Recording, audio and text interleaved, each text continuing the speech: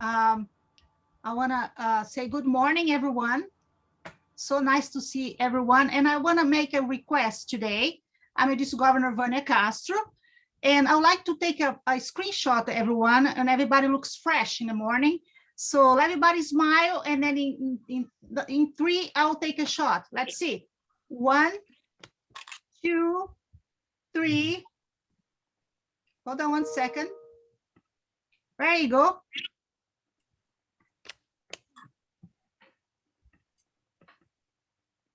Dan Funky, can you look us up? Look straight. I'm gonna take a photo. Yeah. Thank you so much. Because most of the time, when the session is over, everybody leave. You don't have a chance to take a nice, pretty, very nice photo of you. Thank you so much for coming. District Governor, Past District Governor Rick, would you like to say something before you start? No, I'm trying to get Bev online. Y'all go ahead. Okay. I'm gonna just start share my screen just a second.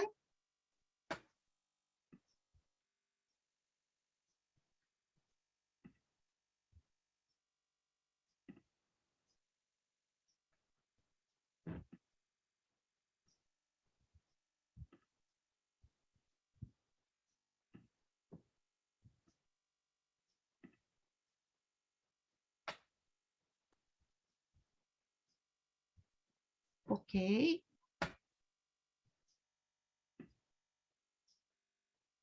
All right. So I'd like to invite everyone to this training session. And again, I'm District Governor Vania Castro, and our GLT and Past District Governor Rick Dodson would like to welcome you to the Certified Guidelines Program. And today you have a special guest, PID Ernie Young. And PID Ernie Young, would you like to give us your remarks? I think you told me to say yes, right? I want to congratulate all those who are attending today, because it shows that you understand the need for continuous improvement in knowledge about what we do, because those who have the knowledge are the ones who make a significant difference. And you're doing that by your participation in the training opportunity. You also are showing some generosity in that you're doing this particular training for the benefit of others, so that you'll be able to help someone who needs a certified guiding lion. So that's a perfect example of the service that we talk so much about from time to time. And finally, the idea of selecting a mode of training that does not put you in harm's way shows another good, sensible thing that you're doing. Because when we have options for gathering in large groups in the event of a pandemic, we should choose the options that are available. So you're showing a lot of good judgment in what you're doing. You're being very thoughtful, considerate, and reasonable, and representing the best of Lions Clubs International. And I'll conclude by giving you a homework assignment. I ask that you share your knowledge and assertiveness with fellow Lions, so they understand that they too can improve their knowledge and improve the entire Lions Clubs International Association. So thank you for being here, and enjoy the training. Thank you so much, PID Ern.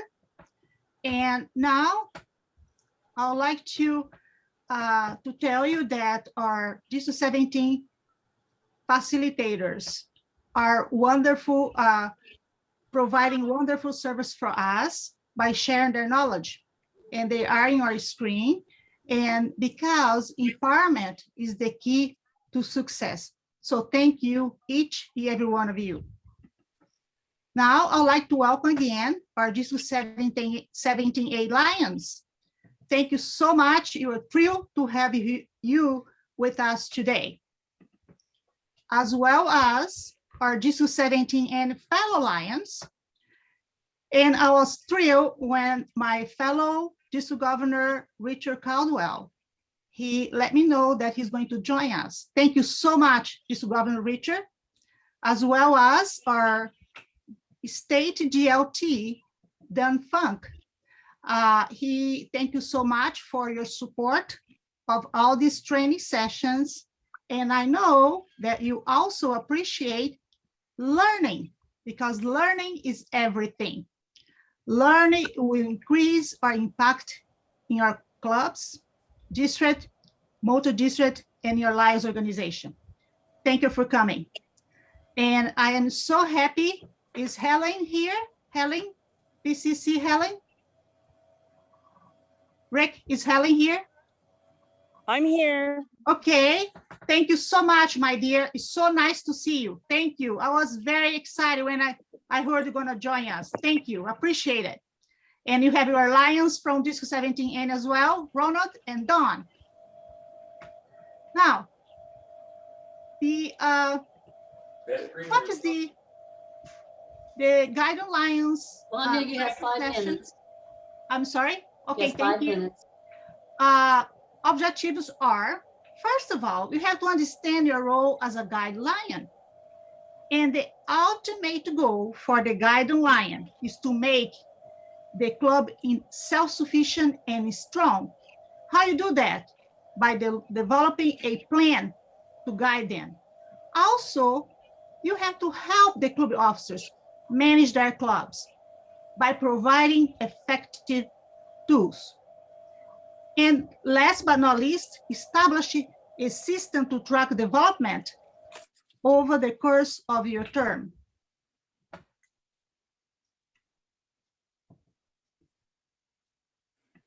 Next, what is required to become a successful club? First of all, servicing projects that are meaningful to the club members, because these club members can lead this type of project to increase the impact in their community. Also, a net growth in membership indicates a successful club, especially because involve new members in activities quickly. And as international president, Doug Alexander says very often, communication, communication, communication. Effective communication is very important from the club to the club members and the public. Also, it is important to provide meaningful and positive events. And you have to do as often as possible. Also, one thing that's close to my heart, engage club officers to participate zone and district leadership trainings and beyond. And of course, a successful club must be in good stand and report regularly. Now, how we organize this training session? The first section is all about the skills of a successful guide lion. I see these training sessions at the tip of the iceberg. These give you only an overview of the guiding lion, but underneath, there's a wealth of information that you have to come back and review it in order to become an informational expert. In session 3-4 is about how to develop a club officer mentor team, as well as how to design club officer training. After that, in session 5, you'll be ready to starting assessing club needs. And one thing is very important. You're gonna learn how to navigate in your very last session, the guideline resource, because you have tons of research. Now, how the certificate process works. Very simple process. First, you complete your test that was sent to you prior to this training session. Then you fill it out your verification form. This form can be found in page 43 in your participant menu. This is also sent to you prior to this training session. Then we scan both forms. It's sent to our past district governor, Rick Dodson. It's the same person that sent you all the information, all the material prior to this leadership training. Or you can send him by mail. I'll give you a few seconds for you to take a screenshot for his address, but you always can contact us and you can give it to you. And I would like to thank you very much again for joining us. And with that, I'm going to stop, share my screen, and I'll let our GLT, past district governor, Rick Dodson, please take it away. Thank you so much. Lion, sorry. Is there a question there? No. One comment on that last one. I sort of forgot that we have 17N participants. Instead of y'all sending your test and verification form to me, send them to the district governor or Helen, because they will need to send those in for you because they have to sign, one of them have to sign off for it. So that's for those from District 17N. Okay, thank you.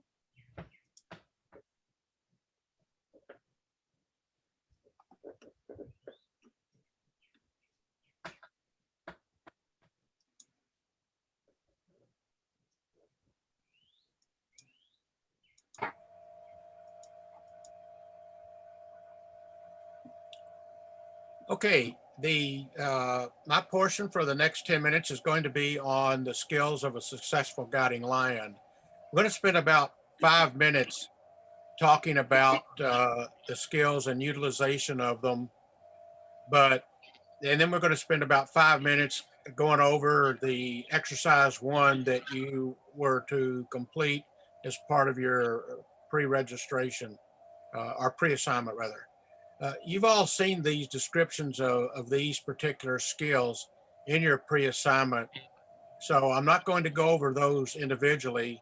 What I would like to do is just talk about your utilization of those skills in assisting your assistance to a new club or to a club that's been designated as a struggling club or a troubled club. You all have many of these skills already based on your life experiences, your Lions experiences, and you can develop those further. And I'm going to show you some resources at the end. Or if you haven't any of those skills, but you need them, then you can develop them from the start. The key thing to remember about any of these skills and to what you bring into your guiding lion role is that you are using these skills to guide a new club. And I'm going to speak to a new club and not keep saying or a struggling club, just for simplicity.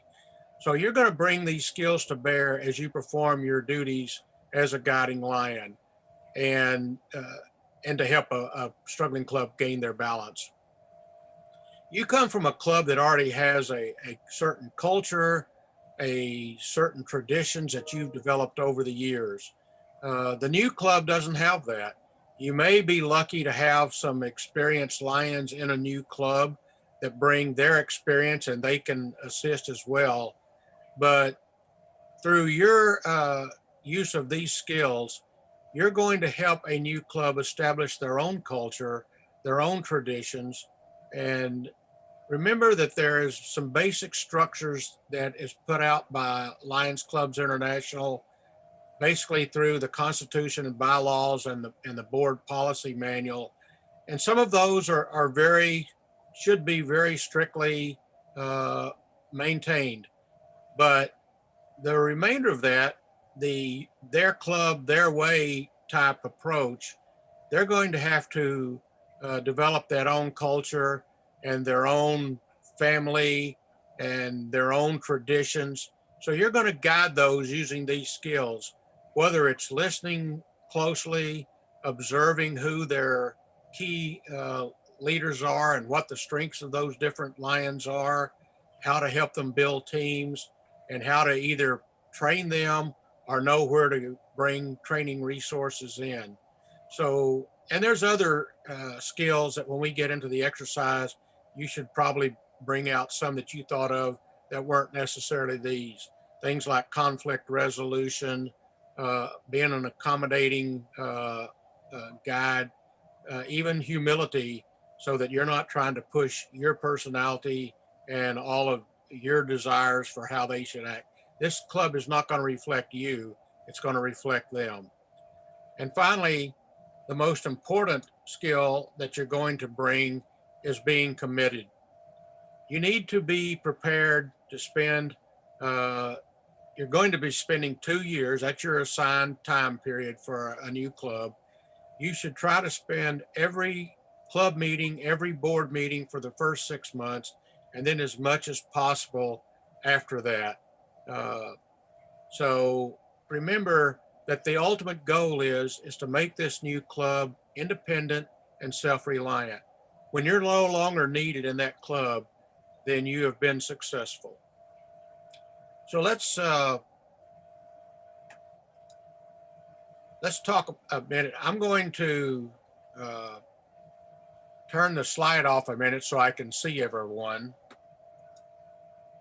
And what I'd like to do is just kind of go around the screen, and either you can speak up or I will start calling on folks. And I'd like to alternate. Rick, 5 minutes, 5 minutes. I'd like to have you give me some of your input on the first person. Tell me what was one of the strengths of some of those skills that you think you have.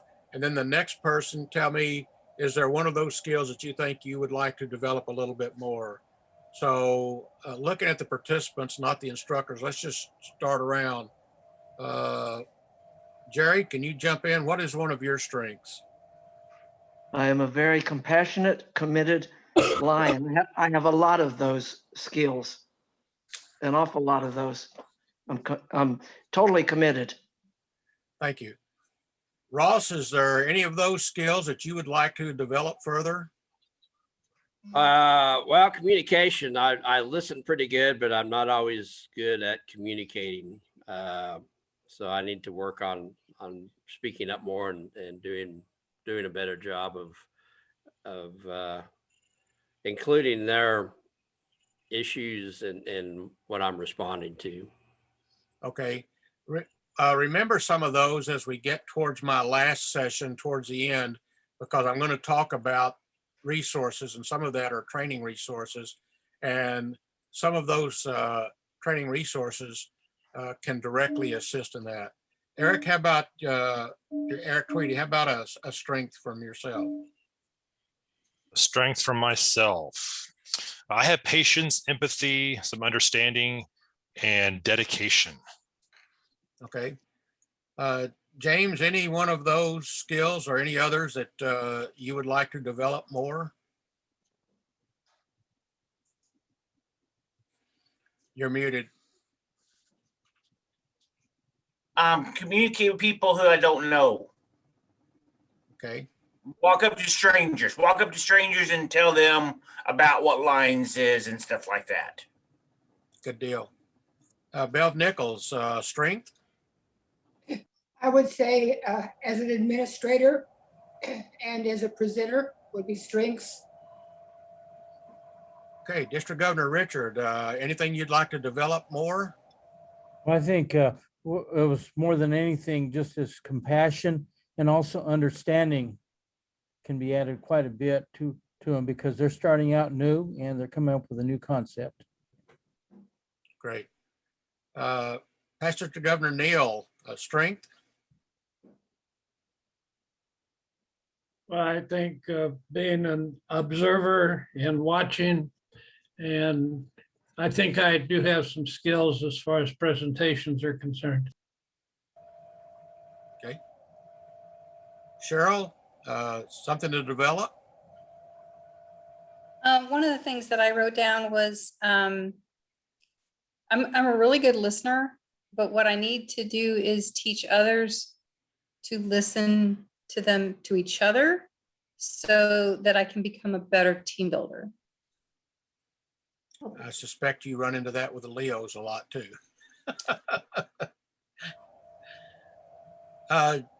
John Wright, how about strength? I think I'm a good listener, and I think that's important to, or an observer, kind of observe what's going on, who's participating, who isn't, why might they not be participating, and encourage everyone to be a part of the process. Good. I suspect that's pretty important for a pastor too. Dave Hinges, something you would like to develop more? My guess for developing something more would be my ability to share what I know. I think I probably have a lot of knowledge about lines and how to run things, and just being able to share that with a new club or other people. Diane? I think one of the areas that I need to probably develop more are my training skills. Okay. Don, strength? Passion. Definitely.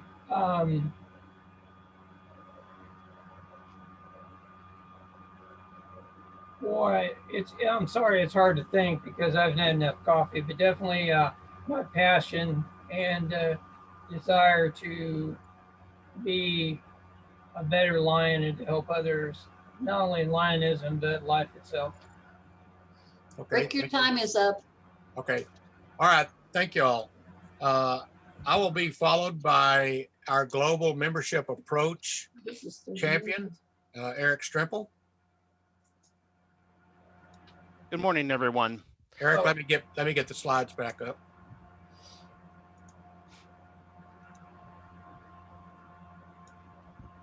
Thank you, Rick. You can go ahead and go to the next slide. Thank you. Now it's time for me to spend the next 30 minutes with you guys to get you off to a good start. The best way to be a successful guiding lion is becoming an information expert.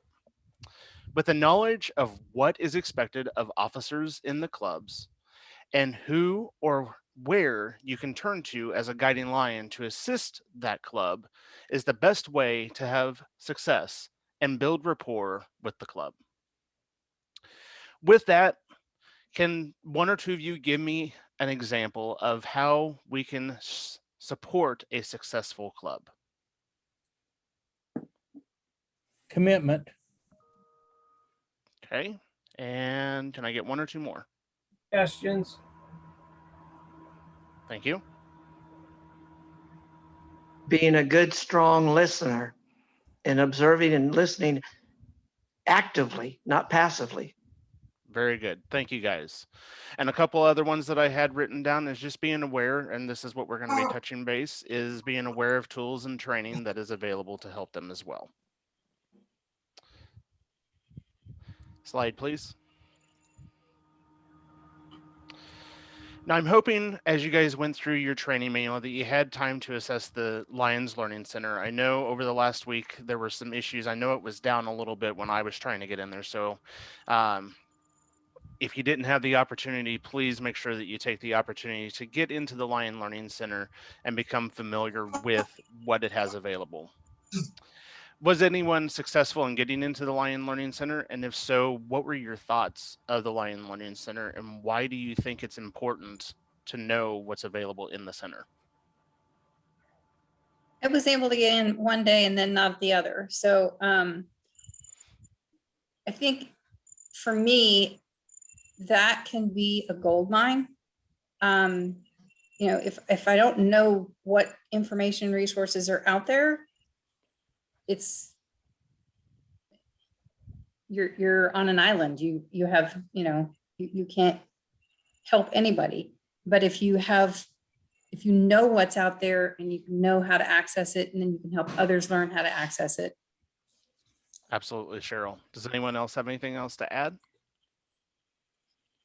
Well, I think it's very important to make it aware to the new officers as they come in, because a lot of times they're an officer because it's their time in the chair and they don't have a lot of background information given to them when that transition happens. Thank you very much, Ross. I would agree with both of those. I think the Lions Learning Center is an amazing tool for new club officers in the new club that the Guiding Lion is helping. It is a kind of a one-stop shop where the officer doesn't have to wait for a district or a zone training, where they can do some self-training on their own.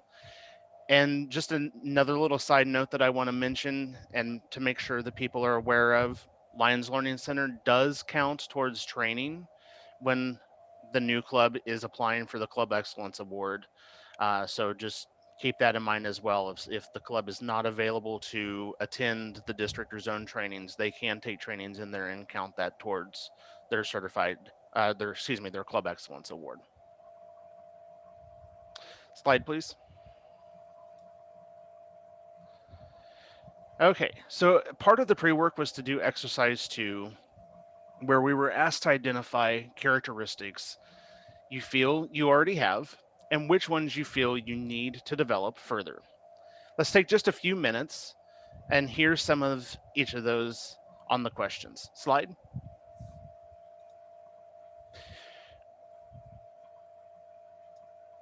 Go back, sorry.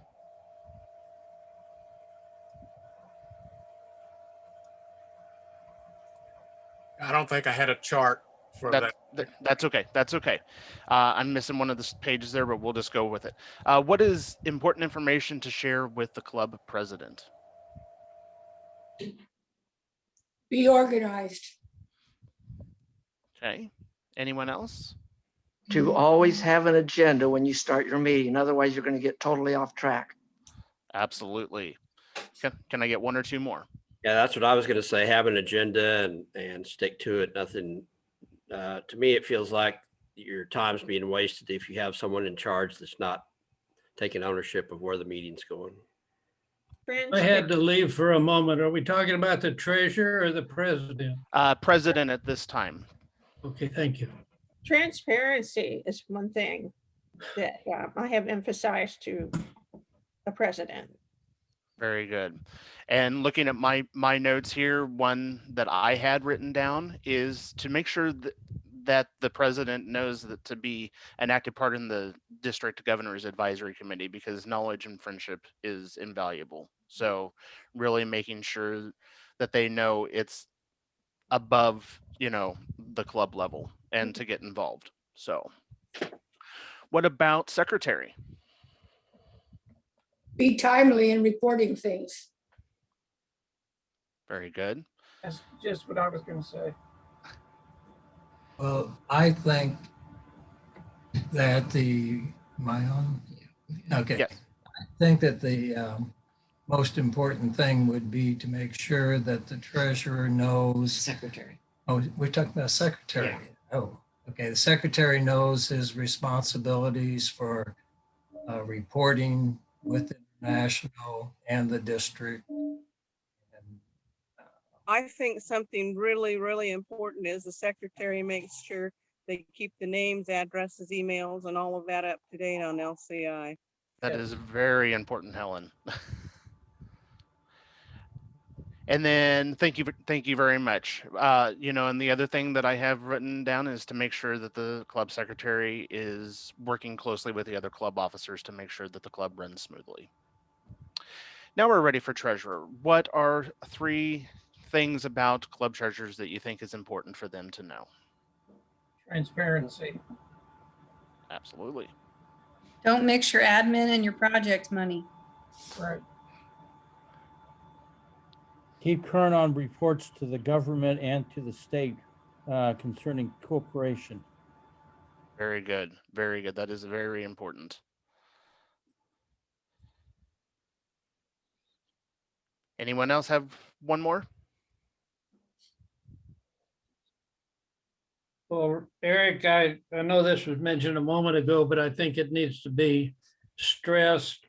If we're dealing with new clubs, might want to recommend that they open 2 separate bank accounts, especially if they're at banks that don't charge not-for-profits a monthly fee.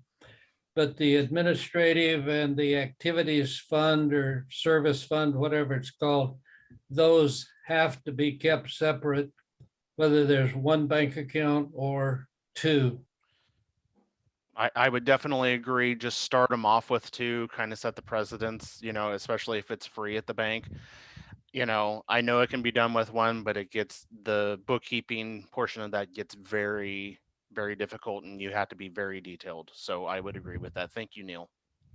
Something that I think is really important is you need more than 1 signing name on the account. You should at Agreed. least have your treasurer and your president on the account. You should always have at least 2 names that can sign.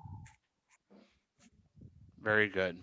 If there's any passwords that need to be kept, they should be shared with either one other person.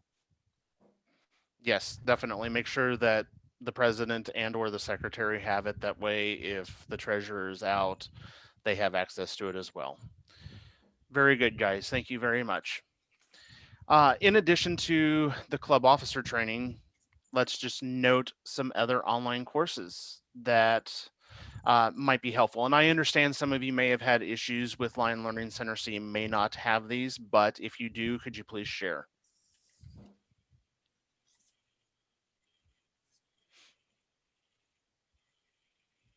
I like the one about effective listening. Okay. One that I had written down was conflict resolution. I think that's very important for club officers to know how to work around conflict in the club and resolve it appropriately. Anyone else have another one?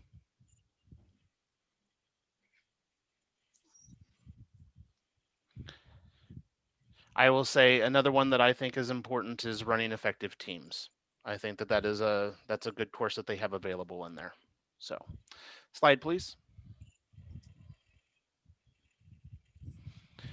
Okay, at this time we are going to work together on this exercise. If we did get the breakout rooms correct, Rick, we're going to take just 5 minutes here. Most of you should already have your answers here, but I want you guys to share the answers amongst each other.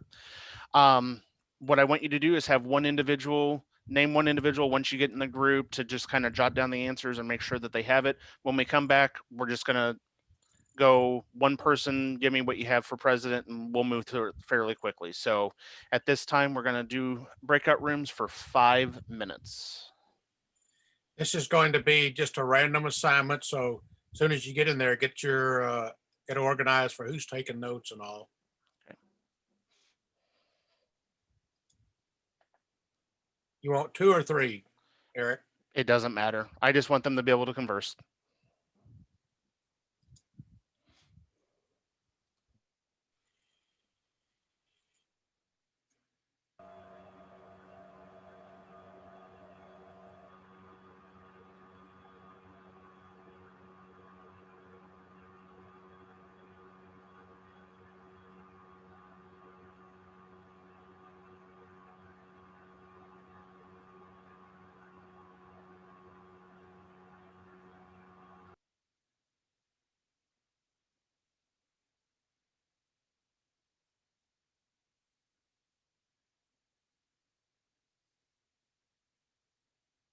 Mike, are you still in the main room?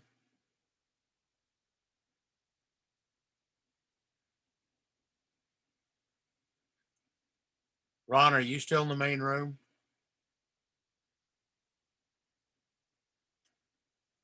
Or Don? Looks like I am. My computer keeps dying on me. All right, I'm going to try to send you to one of the rooms. Okay.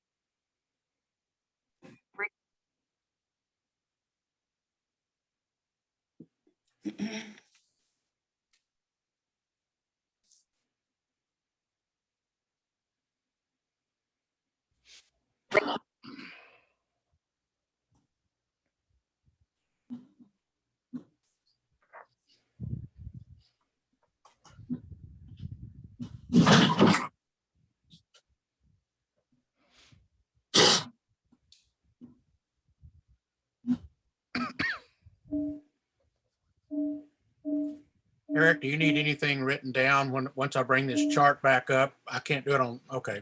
No, we're good.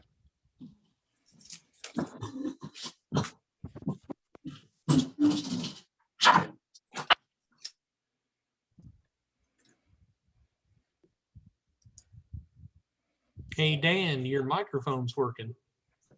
Yes. Yeah. Okay, thank you, everyone. So let's just move real quick. We're only going to take a minute or two here. Would someone share what they had down for president, secretary, and treasurer?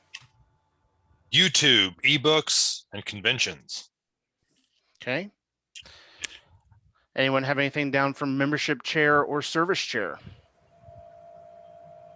Talked about Zoom. There was some Zoom meetings that we had been held, and Carlene did a really nice job on the service chair part, keeping people informed. Okay. And what about marketing or new members?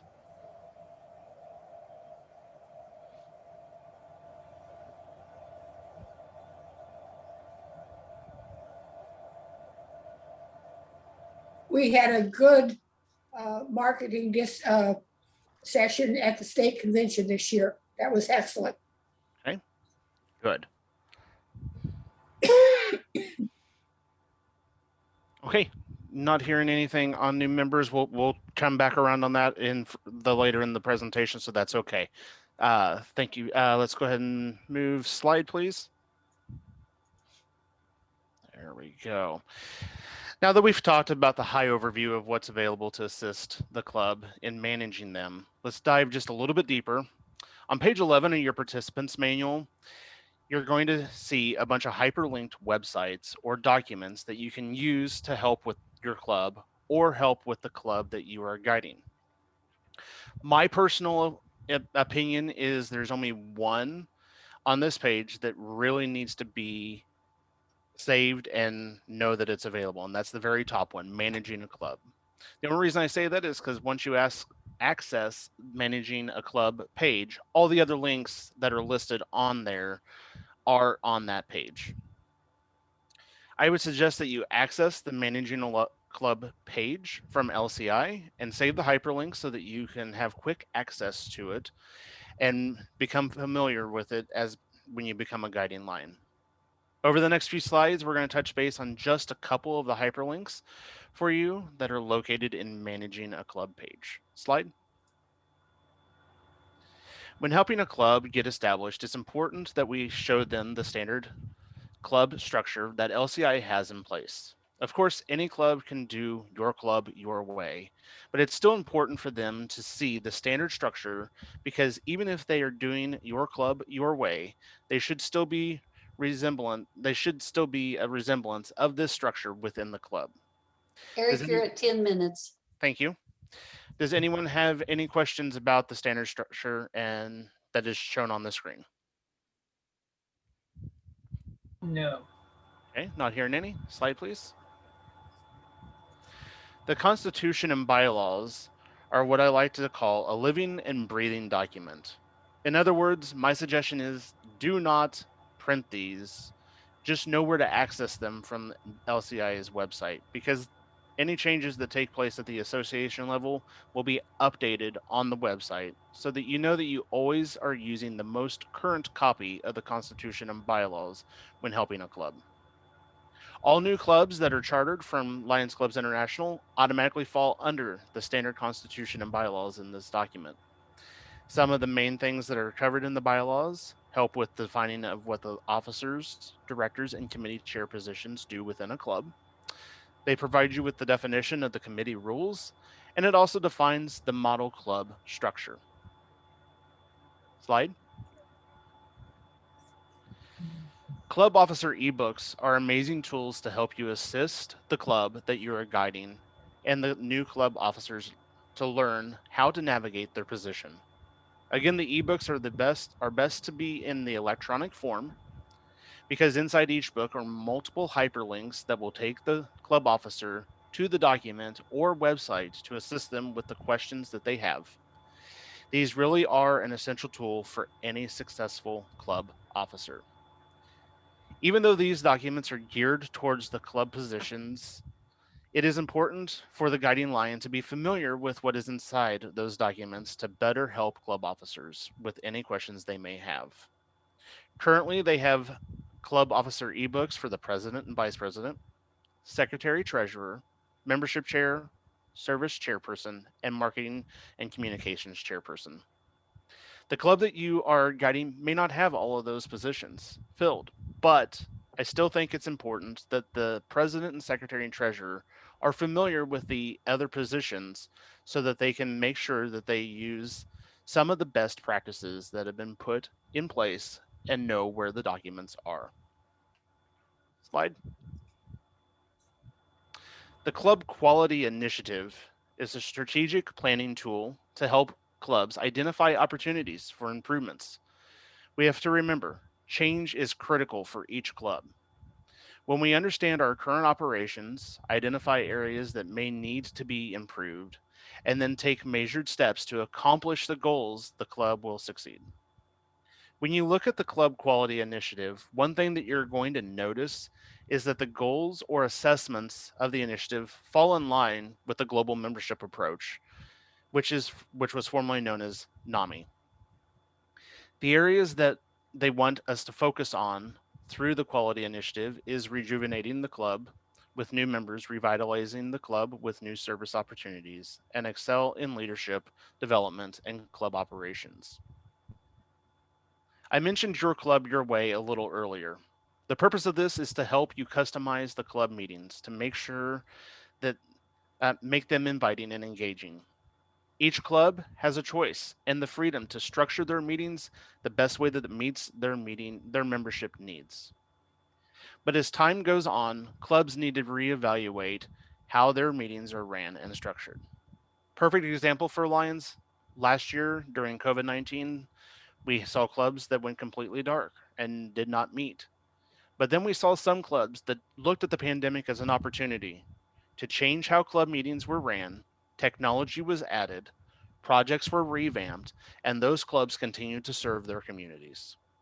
One of the biggest things that I think is important for our clubs and new clubs that are coming in is to know it really is okay to question traditions.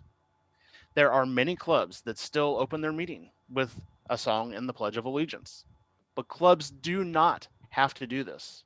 One key to club growth and the start of new clubs is to hear the voice of your younger members or potential members and adjust it as needed. As a guiding line, you'll utilize your club your way to help the new club establish what their traditions are going to be. If you become a guiding lion to a struggling club that is established, think about working through the process with the club so that they can really weigh the current traditions and see if there are some changes that could be made to help revitalize the club. Slide, please. The Club Excellence Award is the goal that every guiding lion should have for the club they are working with. If you're not familiar with Club Excellence Award, the purpose of the Club Excellence is to showcase clubs that excel in community service, membership growth, communication, and organizational membership operation. With the new club, there are two. You're fine. Slide. That's fine. All right.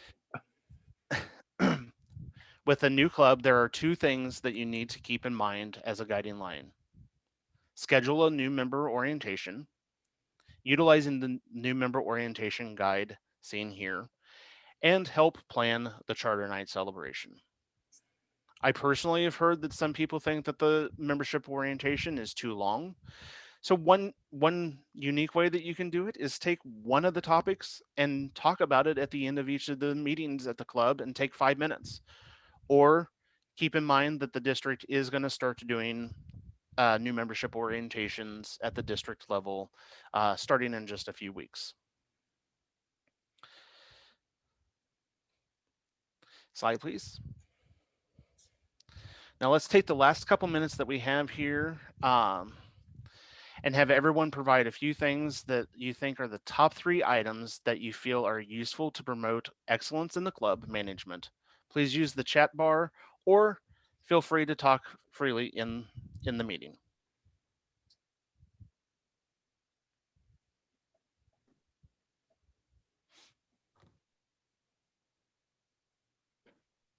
The things that I listed about the excellence were the Lions Learning Center, the PR tools, and the membership strategies. Very good. Thank you, Bev. One other person have 1 or 2 things that were different? Doing club service is vital from all of your club members to teach them, to let them know they could speak out on what is going on with them for their club, a club survey. And in chat, I've got communication, leadership, and fellowship. Thank you, Ronald. Slide, please. One important tool any guiding lion needs to be comfortable with is MyLCI and MyLion. MyLCI, like we all know, is the site where the club secretary can effectively manage the club. So please make sure that the club knows how to use it correctly and utilizes it. Slide. Just a minute, Eric. Yes. One of the things on the managing the club page on things it says to do, it says to report your service project on MyLCI. We don't report, so that needs to be updated at Lions International. We don't report on MyLCI anymore. So it's correct here on this slide that you've got up, but it's not correct on the managing a club page. Yes, thank you very much for noting that. Yes, everything has moved into the MyLion. So thank you for correcting me there. As we wrap up this section of training, I hope that you've all had time to review the frequently asked questions about MyLCI. If you didn't get a chance to do so, please make sure that you visit the frequently asked questions, read through them, and make sure that you understand them to the best of your ability. At this time, I'm going to turn training over to PDG Carleen Ryla. Carleen? Thank you. This particular portion is called Developing a Club Officer Mentor Team. We've just had an opportunity to find out about the many resources that we have available. But frequently, when we are reading something, it doesn't become as crystal clear as we would like for it to be. Especially with Lions, when we kind of have our own language in some respects. We almost need an interpreter to find out who the PDGs are and what an associate, a member is, and all these other things. So trying to find people for a personal connection is definitely going to be the best asset for a club once they have an idea what the resources are. The team itself is going to, next slide.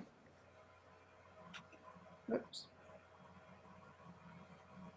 Okay, the reason, of course, that we're going to do this is to expand the support of the club. We're going to do this not only with district, but with the zone chair, with other club officers that will go ahead and help guide the new officers through the process and also encourage them. Next slide. The people that will comprise the club officer mentor team starts out with the zone chair. And that is the person that will go ahead and make sure that the club officers in the new club are connected to the other clubs in the zone, not only for training, but to attend events and share events that they will have. The other person that will be doing this, of course, is the district governor team. We always have a lot of district training, so it is very important that the district governor team checks in and makes the new club officers aware of what's coming up for them, especially in our districts, because there's a lot of officer training and a lot of support for people.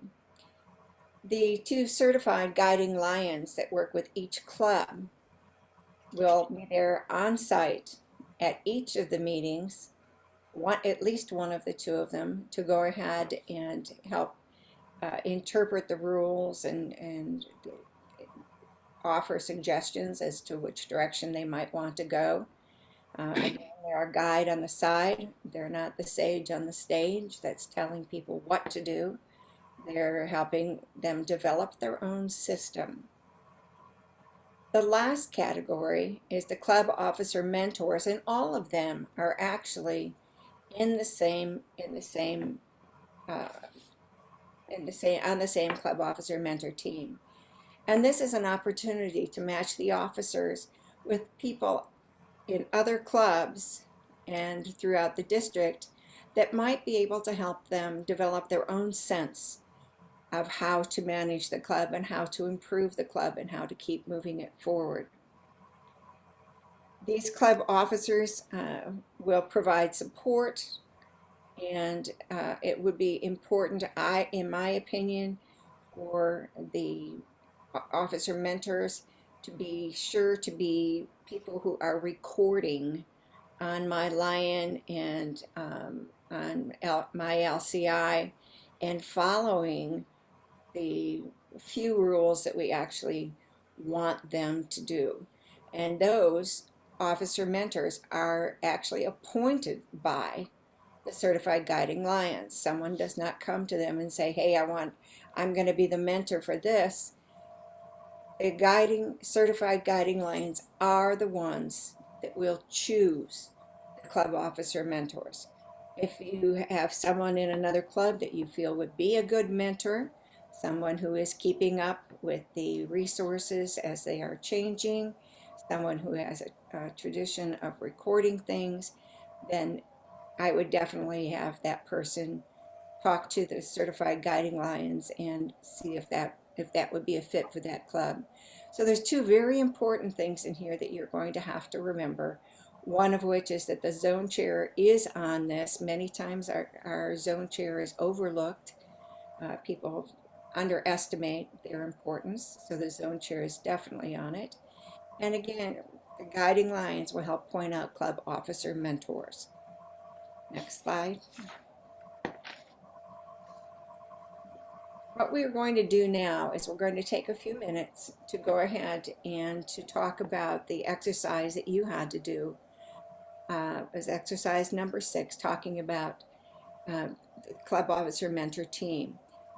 Your job was to go ahead and identify who your district officers were and what is their main responsibility. So You're down to 5 minutes. Thank you. I would like to go back to the full screen and off the slide, if you would please, Rick. And this way we want to go ahead and go through the few officers that are on here and maybe come up with some others that we could add. So is there someone that wants to just tell us, just freely open your screen and tell us about the district governor and what you think that job entails? How are they going to help the new club? Will help bring in the right sources. In other words, they're the ones who assign the guiding lions to the club. They're the number 1 step toward doing this, and then maintaining support for the guiding lions and also for any clubs that are in help. In other words, support is important, and just knowing that they're there is important too. But again, they start the process by appointing the guiding lions to the club. Which I think is very important to point out. If somebody just doesn't decide they want to be a guiding lion for a particular club, the district governor is the one that actually appoints who the 2 certified guiding lions are. That was good. Is there anything else that the district governor might be able to do? Delegate. Delegate.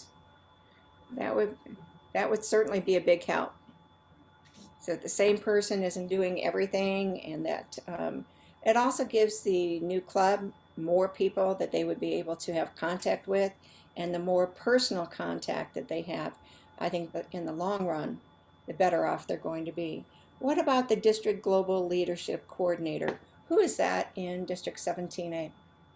Rick Dodson, Mr. Dodson, what is his job? to organize the kinds of things that we're doing right now. To organize what we're doing right now, and also to have maybe insights into what other kinds of training we might need. What else would the Global Leadership Coordinator be able to do? Encourages members to participate in leadership training. Encourage members to participate in leadership training. Good. Eyes open, talking to the zone chairs, and going ahead and coming up with people that will be able to do the teaching. All right. What about the Global Membership Coordinator? Who is that this go around? That would be Eric Strickle. PID Ernie Young is our Global Membership Coordinator in 17A. Is that Global Membership Coordinator? Yes. Okay. What role does Bev play? Bev Greenwood. Oh, it's Bev. All right, we both were wrong.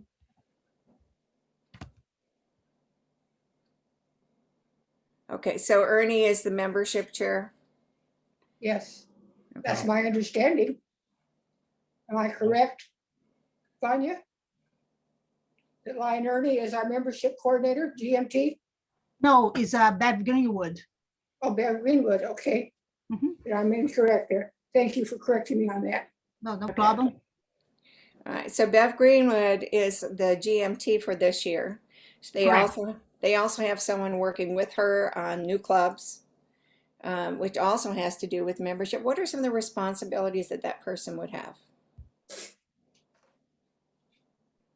Sounds to me like she's getting training ready for new members across the district. Okay. In Zoom, which is great. Okay. So that would help the new members get oriented in what's going on. What other suggestions might we be able to get from a membership chairperson? How to obtain members. How to obtain members. And okay, with a new club, are they going to have membership events to get new members? I would hope so. Okay, and how are they going to do that? Who could they turn to as a resource? They could turn to Bev. They could again, maybe turn to her, because she not only is going to have suggestions on what may or may not work, she might have resources. Money. Your time is up, Carlene. Okay. Thank you. You're next. Thank you. Break. I think you're going to have a break now. Yes, at this time, we're going to have a 5-minute break. The district governor has a 5-minute countdown clock. If you're not back, your screen will explode. So please be back on time for our next session. Okay.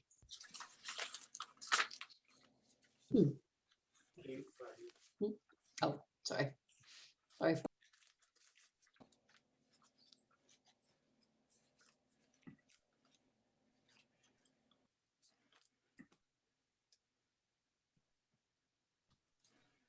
Rick, are you still there? Yes. Can you refer to question 8 on the test and tell me how that would be answered now after hearing what she said?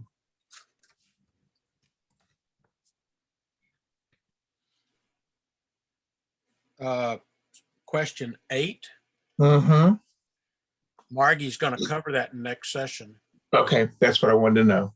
Is that the one about how many training sessions? Right. Yeah, we need to make sure we didn't confuse the 6 training sections of this session of Certified Guiding Lions and get that confused with the 5 training sessions that a guiding lion should give or organize for a club. Right, and that's where I was getting confused on make sure everything. What is the Facebook page of District A? I was going to put that on the directory, and I didn't ever, nobody responded to me from A. Oh, we've got a group and a page. I always get them reversed probably. One is Kansas Lions District 17A. I'd have to get that for you offline, Dan. Okay, if you could do that and send it to me later on, I'd appreciate it. That and you want just the page, not the group, right? Right. Whenever you have time. I just want to get that directory front, and I'm going to send the whole directory to you this afternoon. I went and did a complete what do I want to say? Proofreading yesterday and had to make some corrections. And then the only thing I don't have from Linda is the state organization thing. And she's supposed to send that to me today, but I have all the clubs in the district. So if you could look, I'm sending it to everybody in the state as far as secretaries, presidents, and treasurers of each club, plus the district governor and the district administrators. You mean for review? Yeah, for review. Because I'm going to do a final proofing on Monday and then send it to the printer on Thursday. And believe me, after learning all the ins and outs of trying to get it off LCI, it's been fun. Do you just use the data download function or how do you do that? Well, there's two different options. One of them is to take the meeting times and the data information from LCI. The problem is that comes in 4 fields instead of each field like president, secretary, treasurer. It just comes all conglomerated, and that's the way I've downloaded it. I should have. Rick, I have a timer here. Don't worry. This thing is thinking. So I have it here. I be timing. No problem. Okay, I've got it too if you need it. I've got 350 left. Go ahead, Dan. So the other problem was that the meeting places and times, if I had left those alone and just updated from the regular charter things, and then used 2 screens on my computer, like one screen here and one screen there, and pulled in the treasurer, president, secretary, it would have made it a lot easier. The other problem is that about 1/3 of the members have everything typed in all caps. So you have to retype those to put them in small Rick, caps. Let me share the screen. Can I? Yeah.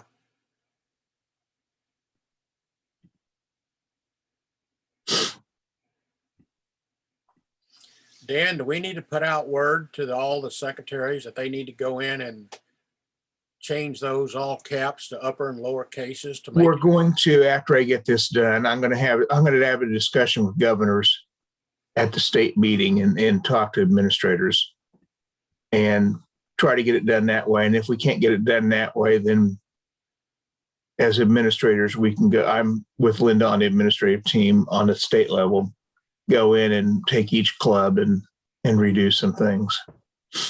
There's also problems with phone numbers. Phone numbers have the 1-620-, and some of them don't have the dashes in them and little things. So, it's just to clean up the list, and slowly but surely, as we work on it, slowly we can do little things that'll take care of it. Rick, can you hear me? How many minutes left? Hello. Yeah, as district administrator, I could do some of that cleanup too. Right. The biggest problem is that little things like phone numbers and things like that, how they were put in is incorrect.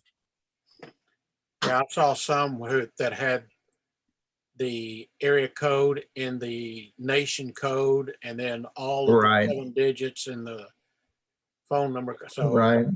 I'm trying to correct those as I found them. It'll take time. If we just all work on it together slowly, we can get it done. Okay, we have about, what, Vanya, 30 seconds left, a minute? Turn me back to mute.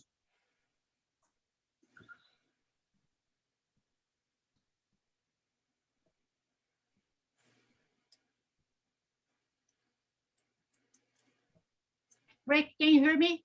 Yes. Yes.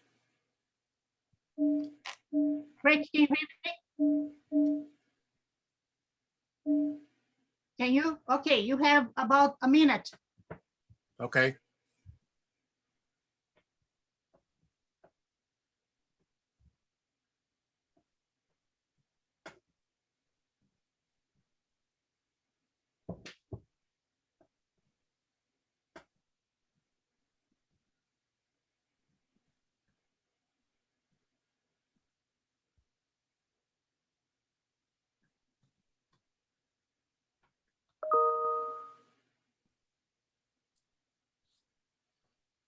Are we good, Vanya?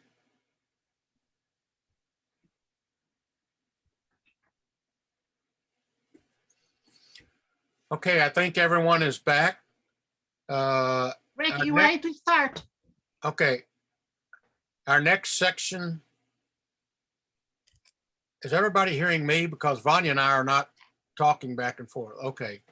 Our next section is going to be developing club officer training, and that's going to be broken into several parts. Our first facilitator will be Lion Margie Sundstrom. I'm timing myself so you all can do it. So yes, as Rick said, this section will be broken down by several of us.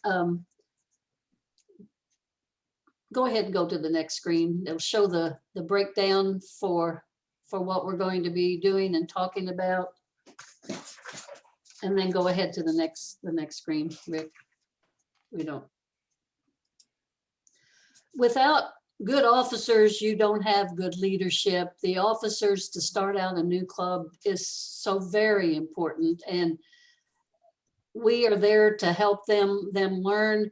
With our Tonganoxie Club, we had 4 of us that were already Lions. So we were pretty lucky, but not every club's that fortunate. So you need to get your officers trained and so they can lead the club into greatness, I'll say.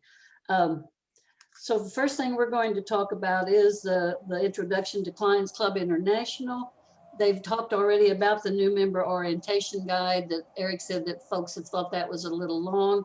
They are working on a membership, a new member orientation. It'll be by Zoom on August 12th. So anyone that you think would want to see that, be sure and have them hold that date. The information will be coming out soon, but it will be on August 12th. My suggestion is, even if you've been a Lion for a few years, listen to it again. Beverly Nichols did ours for the Tonganoxie Lions Club, and she would come back every time we got a new member, and all the members learned something new the next time. So Rick, go ahead to the next. Oh, okay.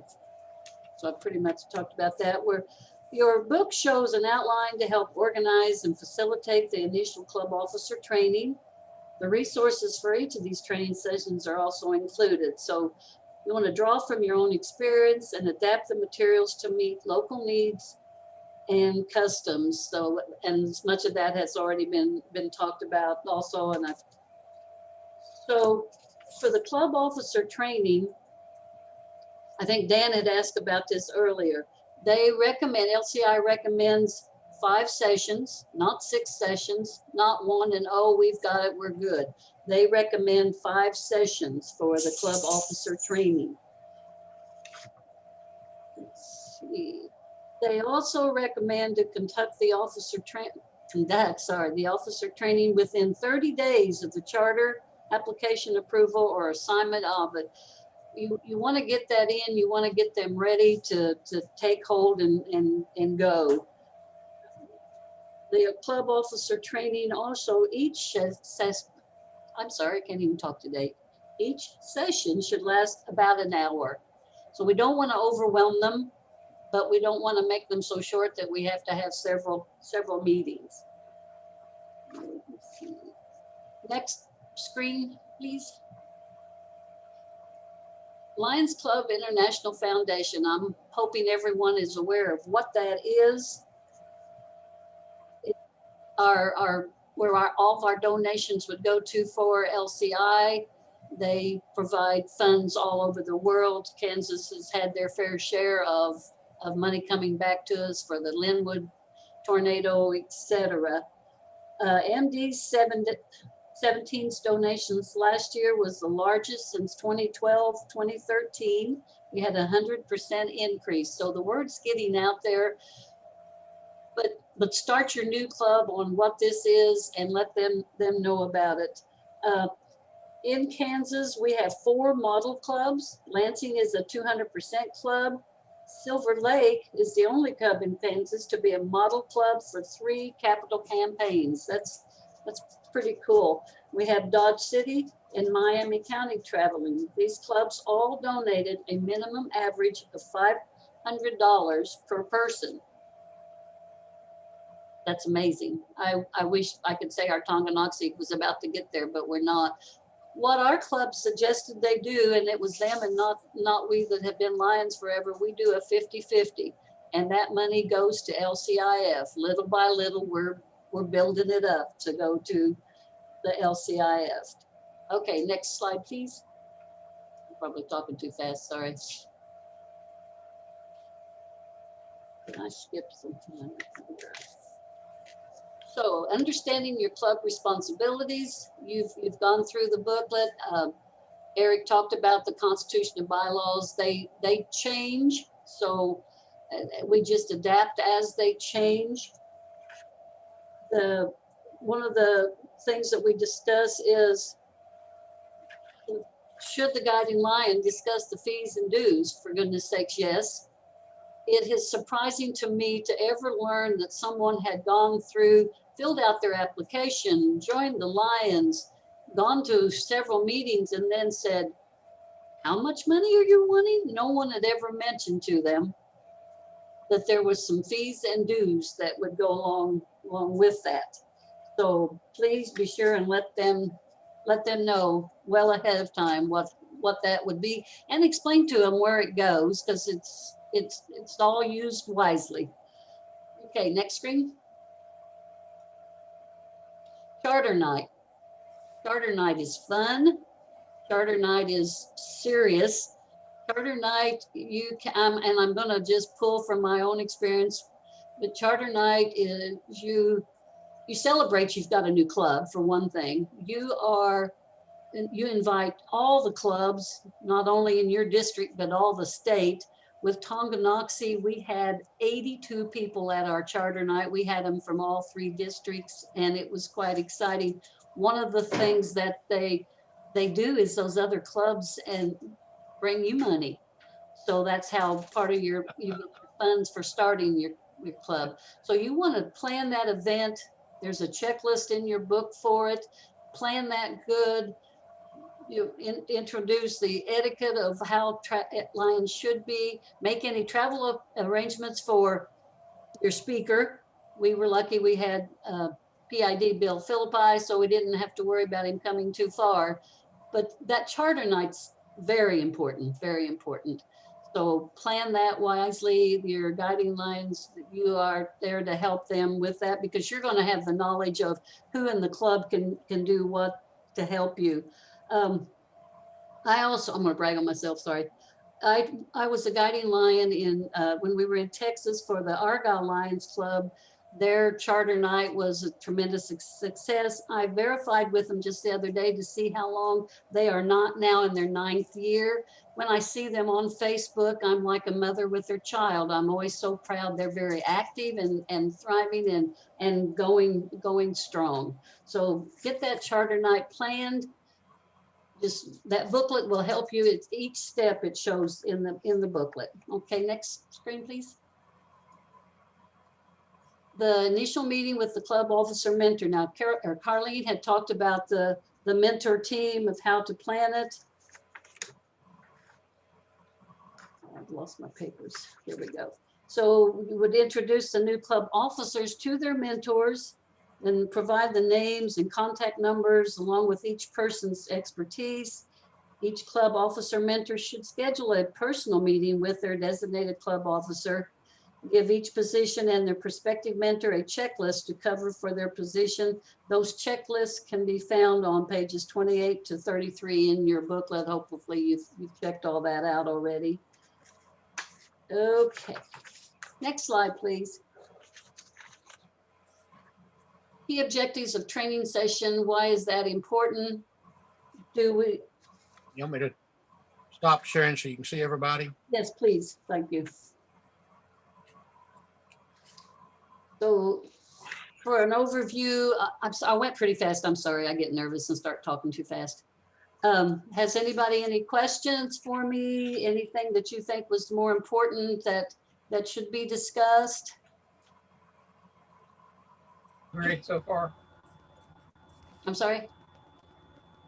You're doing great so far. Okay. I think you hit all the ones that I had down, which was see the big picture, avoid misconceptions, and establish expectations. Very good. Yes, yes. That's actually all I have if no one has any questions. So we can move on to Zone Chair Mike Sundstrom. You ready, Mike? Okay, turn my speaker down.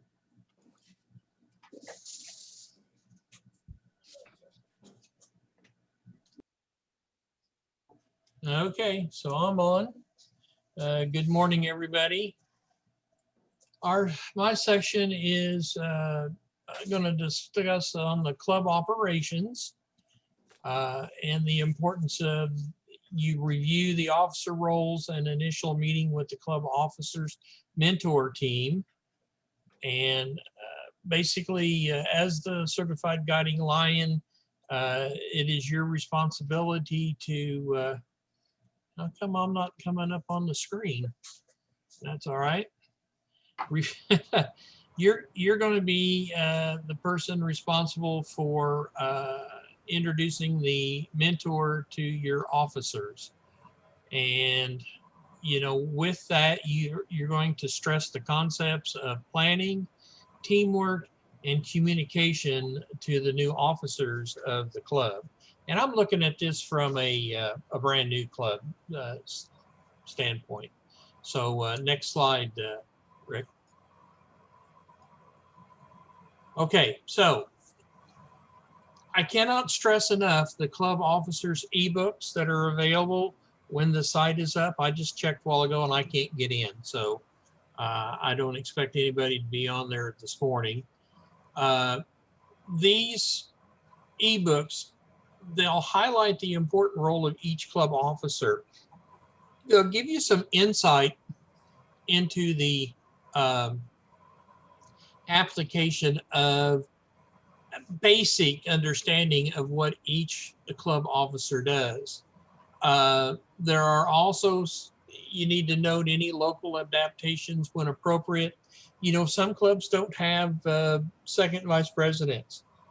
Some of the larger clubs do. So, I mean, there's just everything that are in these books. It's not written in stone, as been stated earlier, because with your club, your way, you can kind of adapt things.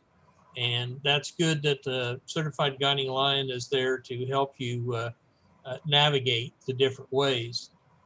The web pages are designed for each specific officer, and I think that's great because when I was going through the Lions University clubs, it was really helpful to go back to these different books and look up key things that were asked about. So it's a great resource. And then each mentor should cover the details specific to their position on an ongoing basis. They're asking you to come in and basically discuss with your mentoree, you know, if they have any questions or anything that they have questions about. Next slide, please. Yeah, that was a point of what it was. Okay, so the best practices for financial transparency, the resources, you know, you've got financial reporting. I didn't know that was mine, Rick. Yep, I guess it is. Sorry. So you have your financial reporting, you have your guidelines for reimbursement, you have your bank account management, and your year-end audits and review. Okay, so for financial reporting, that is the transparency that everybody talks about. This is between the treasurer of your club and the club. It's not public knowledge, although you can have some guests there if you want to discuss some of your financials, but it's not really a public issue. The guidelines for reimbursement, there are some accepted and unacceptable situations for what you can charge for, you know, and again, that is in the Constitution and bylaws that would give you a good understanding of how people do things. Also, don't forget that you talk to your mentors. The bank account management, as was stressed earlier, when Cheryl had said, you know, you got to keep your bank account separate. Otherwise, there's some really, really intense management that you've got to go through. I can just say that having the two bank accounts seems to be the easiest way to keep your funds separate between your admin and your other account. Year-end audits and reviews. This is goes directly to your transparency. We're really good at the Tonganoxie Club because our treasurer has been doing this for years, and he's up on what needs to be done and the paperwork that's required. And we have an audit every year. So thank you. So that happens to be the best thing that you can do is when you start out with a new club is to have your audits on your treasurers. Okay, so next slide, Rick. So here's your planning service activities. It's the Making It Happen in the ebooks, which is the guide to club project development. And step 1 is to make a list of possible programs. Step 2 is appoint task forces. Step 3 is conduct research. Step 4 is write a plan. And step 5 is implement the plan. Always remember that club projects are a club decision. That was a hard thing for me to learn when I was president, but I was told several times that that's just the way it is, and this is the way we need to do it to include everybody. Next slide, please. So on this slide, the key objectives of training session 2, basically this slide is asking us, what do you consider the 3 most important objectives of the second training session? And training session 2 is more focused on the role and responsibilities of the club. So Lion Rick, you can kick it back out to the whole thing. And is there anybody that has any questions? Well, on my list of important objectives, one of them I have is what you just mentioned, is to involve all the members, but also we have to help them develop realistic plans. You know, plans that are pie in the sky just set them up to feel discouraged. So you've got to develop ambitious but realistic plans. Right. Yes, thank you, PCC Beverly. Yeah, Don. I was just agreeing with her that one of the things we do is we review what our projects have been and whether they need to change, and we have done that in conjunction with the membership. You know, we obviously don't have people that can go out and pick trash up off the highway, so we discarded that one. And I agree with getting the whole club involved, because if we don't, they're going to lose interest and we're going to lose them. That's all. All right, thank you, Don. Anybody else have any, what you consider the three most important objectives of the session? Okay, Lion Rick, back to you. And well, actually, this is going to go to First Vice District Governor Richard Webster. So take it away, First Vice District Governor.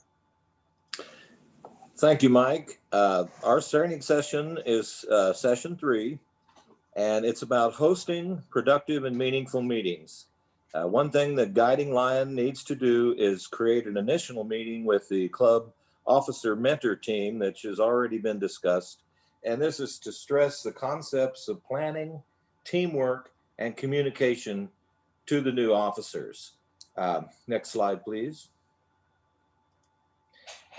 Hosting productive and meaningful meetings. Well, this is extremely important. I think as all of us that have had experience know, meetings that are productive mean interest levels will be high, and that increases your participation.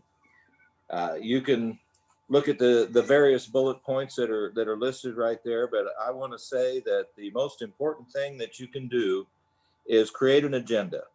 This agenda is critical so that everyone can see discussion of all the topics and they can follow at their own pace. Right during the meeting, agendas allow members to formulate comments and questions as the meeting unfolds. And then, of course, discussion. Discussion is an important part of each agenda item. Discussion and additional feedback should be limited to 2 or 3 minutes from any individual and motivated by the meeting chairperson. So you need to take control of the meeting. The person that is in charge needs to keep things orderly and flowing and avoid losing the interest of participants and amplify the importance of a productive meeting. So don't get bogged down with objections or reviewers of repetitive information. Keep the meeting uplifting and lively. And of course, the meeting date, time, and location, these things are all part of, and sending invitations, communications, all part of making sure that people are in a routine and know exactly what's going on. Next slide, please. How to improve overall meetings. Well, again, customize the meeting. Your club, your way is one of the opportunities for education that we can use as a resource to develop good, effective meetings. And as the second bullet point says, reinventing your general meeting. Of course, it's important to make sure that everybody is on the same page. And so emails and phone calls on a regular basis are a good way to keep members involved and attending. If you can, provide a calendar for events and regularly scheduled meetings. This always keeps people aware of the fact that we're going to do this at certain times, at certain month, a certain date, and whenever possible, it is helpful. And at the same time, that keeps each individual involved. Of course, the opportunity should be to call or to use email or to use any other means of letting everyone know so that they can actually become involved. Even planning refreshments, getting people involved as much as possible on committees, trying to get as many people to join in the efforts that are involved in not only planning, but actually performing whatever function or event that you have. And the club meeting program, promote the meetings even to the public. Next slide, please.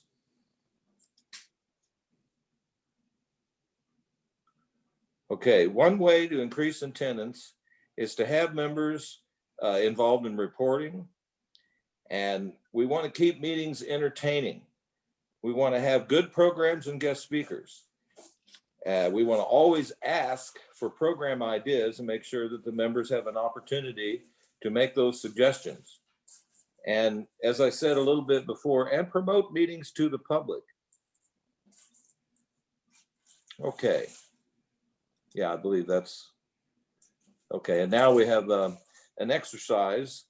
Would like to ask everyone to look at the key question. What is and what are elements that are key to a positive and productive meetings? Who has a suggestion for me? An agenda. An agenda. That's perfect. That's, again, in my opinion, the most important thing that you can do. An Try to What have else? the three. program, Go ahead. an interesting program. Yes, interesting and informative programs. Make sure that you have guests and speakers that are very entertaining and very informative. Sometimes that requires the members of the club to kind of put their thoughts together and to look out at what might be important, and then a little discussion, pre-planning ahead of time. Thank you, Bev. What And else would be important? Go ahead. If possible, try to have the 3 F's to a meeting: food, fun, and fellowship. Always. Very good, Jerry. That's one of the things, for instance, in our club, we put out a calendar that schedules refreshments so everyone knows who's involved. But, sometimes there's a meal. Sometimes different clubs will do different things their way, but it's always a good time to have refreshments. It's a big responsibility for the tail twister to make something that's entertaining, whether that be an opportunity to collect a little funding, or whether it's just an opportunity to have something that's informative and entertaining. And tail twisters work wonders when it comes to keeping that meeting functional. I appreciate that. Thanks, Jerry. Rick, Anything else? Yes, let me get Go ahead. in on this, please. Yes. Yeah, LCI research shows that one of the reasons people leave the association is long, boring meetings. And some of that boring comes from a lot of the business aspects of the club that could more easily be handled separately by the board of directors, so that Yes. only a minimum of business should be conducted at a regular meeting. You've mentioned tail twisting, you've mentioned programs. Those should be the focus of the meeting and not the business. Yes, that's an excellent point, Neil. 3 minutes. Rick. That's why a meeting needs to be uplifting and lively, and so important that we have an agenda so that, things can flow. And at the same time, the person that is in charge needs to limit the discussion and the feedback. That's always part of the parliamentary procedure, is to have some kind of control over how much of this discussion goes on. There can be a lot of negativity in those situations. And so by keeping that agenda and keeping the discussions fairly limited, you don't lose people's attention and people are more entertained. And I do want to keep in mind that some of the smaller clubs may not actually have anything but just a regular business meeting, where all the members are involved. But whenever possible, to have a board of directors is an excellent idea. Richard, Thank you you're very down to much. 1.5 minutes now. I couldn't get in before. No sweat. I think I'm at the end of my session, and I want to thank very much for your participation. If there's any other comments, otherwise, I can turn this session over to our next session, which is section 4. And this will be hosted by PCC Bev Greenwood. Thank you. Alone, we can do so little, but with many, we can achieve much, says Helen Keller. Therefore, encouraging others to help the 1.4 million Lion members in the world of service, we can accomplish much more. Follow the 5 Ps. Proper preparation prevents poor performance for our recruitment and retention. Next slide. Club membership chairperson e-book from LCI is an excellent resource for service and membership recruitment. Giving new members the Lion history and ways to get involved is crucial for retention for new or old clubs. As a CGL, help the club establish a recruiting and retention plan. The membership applications they can download from LCI, remind them of the family discounts, and be sure they have a membership chairperson. It's up to all of us to just ask. Sponsoring monthly activities such as coffees, service projects, and or fundraisers, inviting various members of the community are a few ways to gain prospective Lions for your club. One of the ways the other day was talking about drawing the names out of the hat so that everybody's involved. And so 1 or 2 people are involved each month or each meeting to get new members, bring new prospective members. That way they're responsible to help. Also, visiting other clubs is a great way to learn and get new ideas.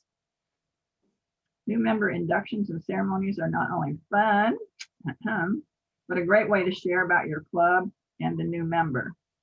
Reminder that one of the club's 6 elements of success is to have a net growth of members.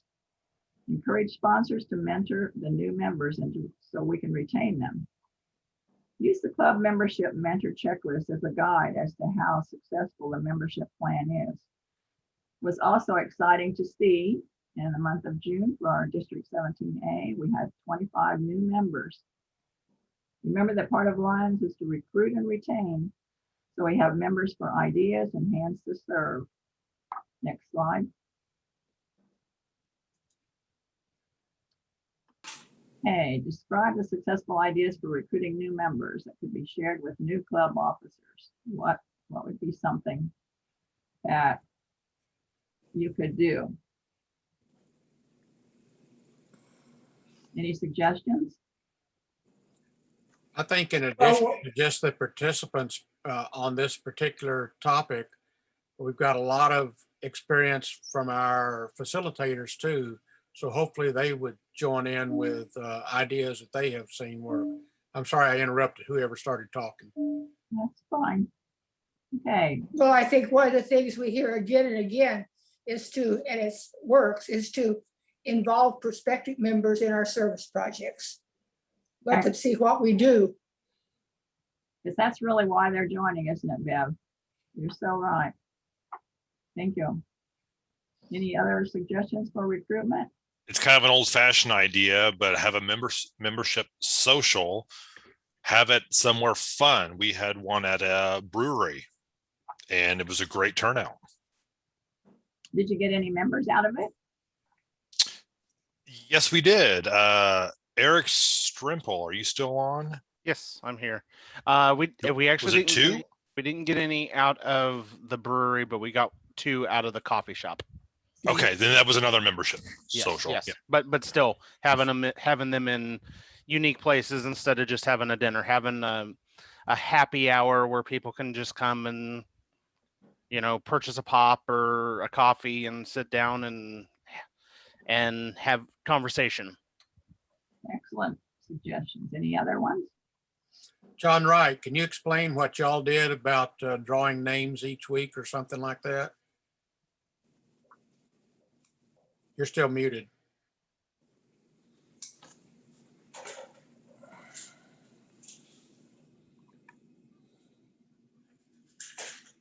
Sorry. The Manhattan Sunflower Club, each meeting had drew names for persons who were to invite persons to the next meeting, and the next meeting they reported on whether their success or what their how it went. But they also got the person who brought someone got to was given a lion, a lion that's a small lion that was kind of their reward for bringing someone to the meeting. That was very successful. And then it rotated each meeting. There were different names drawn, and we're still doing that, but it's been very very effective. Thank you. And I know that at least two clubs, Eudora and Gardner, have been, at least the last few years, have held annual recruiting dinners, if I'm using the right term, in addition to your unique social other locations. And I don't know how many years Eudora's been doing it, but Gardner's been doing it for quite a number of years. And they have a formal dinner. Now, I don't know if they target people in the community that they want to invite to their club because of their special skills, or whether they just have an open invitation. But I know that they have been doing that quite routinely. And Eric, I don't know how y'all did yours. Yeah. I'll elaborate just a little bit, because last year we actually did the first hybrid membership dinner. I know that sounds weird to have a hybrid dinner, but just Worked well. It worked very well. So what we did is individuals that club members knew personally that wanted to be invited were invited to the dinner. And then we actually used social media and invited the community to RSVP to the online version where they could see the presentation from home. And anyone that signed up had to provide us with a mailing address and contact information so that we could mail out information to them prior to the meeting, so that they would have flyers. They had a membership application. They had everything that they needed. We had a game that was being played, so they got the game piece as well. So they were eligible for the game prize as well. And just utilize that. We had two from the community sign up to do that. Not a huge group, but 2 is better than 0. So it was a success doing it that way. We tried to do it hybrid, especially with COVID. But I think we will try to do hybrid again when we have the event this next year as well. Bev, 2 minutes. I had one suggestion, is that when we as a club award scholarships or bands, we give money to band students, or we support a sports team, or whatever whenever we interact or support something with children, that they all have parents, and those are potential members. And sometimes we forget about that. Leewood was very successful. They are very good sponsors of their Boy Scouts, and Vanya could talk about how many parents they have recruited just because of the parents of the Scouts. Actually, I would like to share with everyone and invite everyone. You're going to have your first carnival in Leewood Arrowwood Park. You partner with the Boy Scout. You're going to have about 200 people, and it's outdoor event. You check with the adult arts healthcare professional in your area to make sure it's safe. And then you're going to have food truck. You're going to have the fire department. Is going to have some water for the Boy Scouts, for the kids, and hopefully the alert truck from Dumb Funk will be here as well, because you want to show off what Lions do. And I would like to invite everyone. It's going to be on August 29th from 1 to 6 p.m. And I'm going to send your next newsletter all the information. And I think it's a good way for us to recruit new members, and is a support from Boy Scout, and you're so looking forward for that. That's your first carnival. You see how it works. And District Governor Rick, would you please make me a co-host again? I lost my power, and I send you a message by text and in the chat. So just could you please make a co-host, then I can do what I'm supposed to do. Thank you. Thank you all very much. Yeah, Bev, yeah. I had a quick question. Have there been any zone membership gatherings, like to where clubs in the zone would get together and maybe have a community coffee in an area and then distribute members out to the clubs, or Yeah, anything like that done? We try to have them. Bev, your time is up. Okay, we're supposed to have 3 of them, but we had a great one at Wakefield, so that was great. Okay, thank you for that. Thank you all, and back to Zone Chair Mike. Thank you. Mike. Yeah, okay, I got unmuted there. Welcome back, everybody. Okay, so we're talking about planning for the future and achieving excellence. So the review the need for ongoing planning and development. you need to get kind of the heartbeat of your club and find out what the people want to do with the programs and anything that where you're going out for your fundraisers, you know, your opportunities in the municipality that you're in. And this should take place after the club is operated for a few months and before the new club officers take office for the next fiscal year. As certified guiding lions, you're encouraged to do the planning and continued club development. In other words, you're to encourage your club that you're guiding, you know, to do some of these, you know, to do your planning and development to continue on with the next year. So next slide, Past District Governor. Okay, so again, there's the ebook, The Blueprint for a Stronger Club. That's your resource.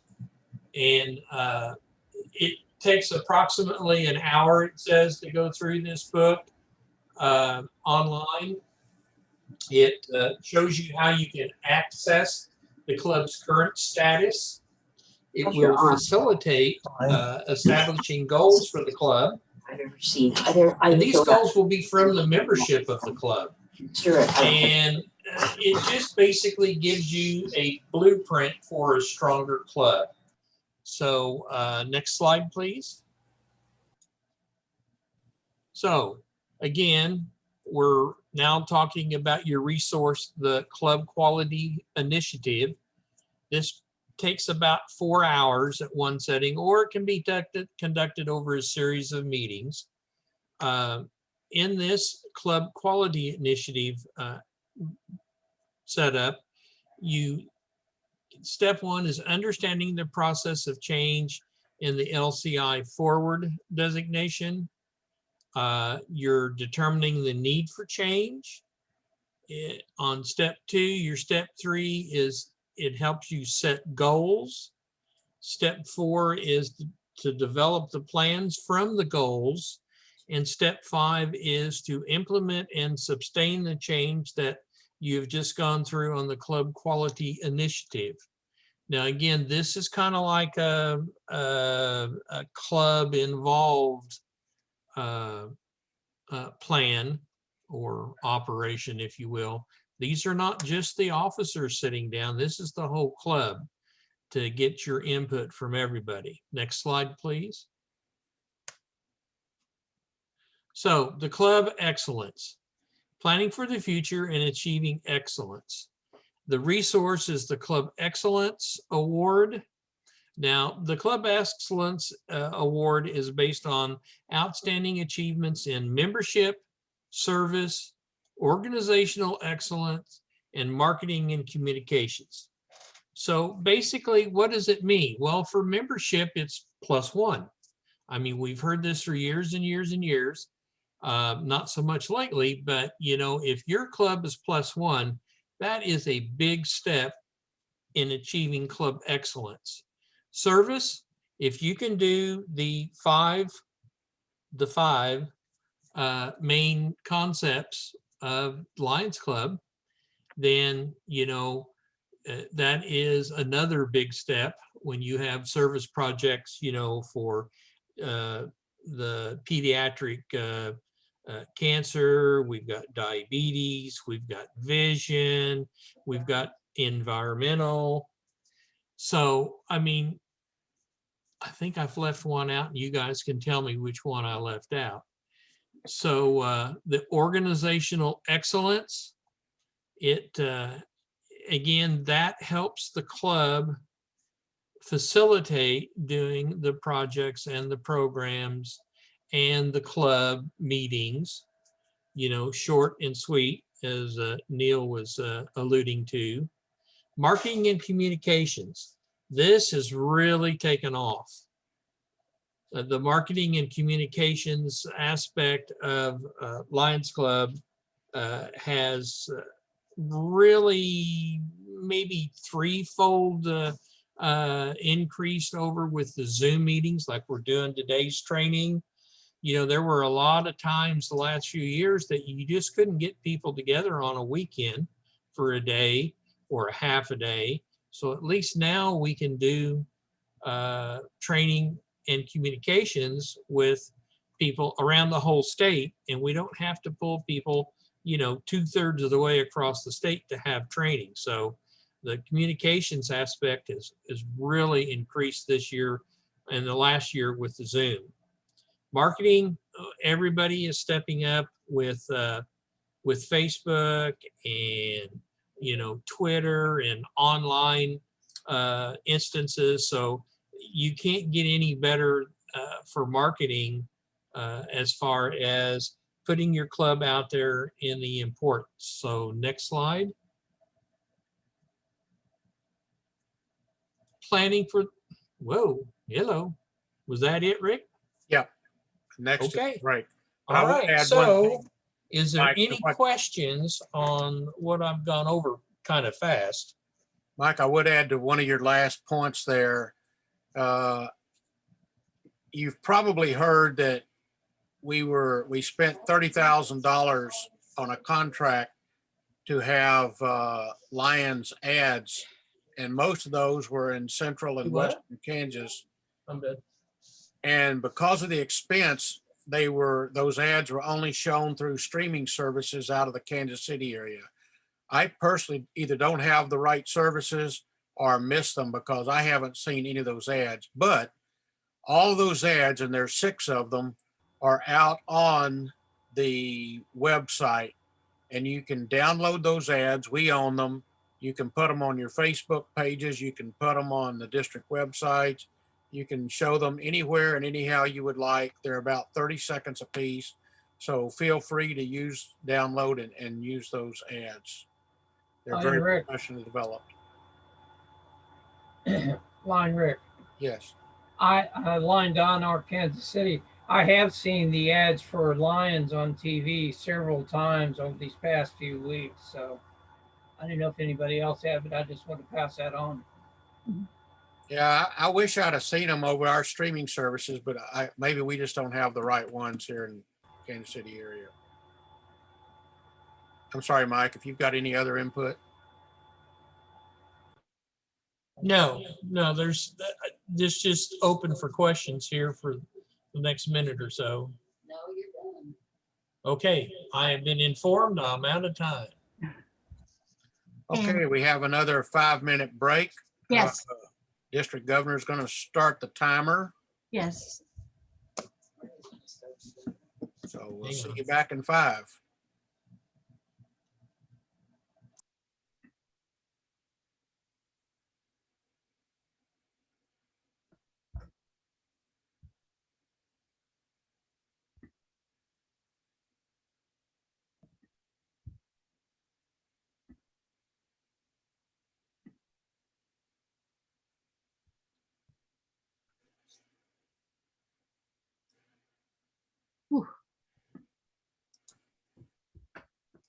Rick, I'm keeping time on the track. For some reason, the time is not working, but it will be working just a second. Hold on. I've got my timer going. It's back up. Me too. No problem. Me too.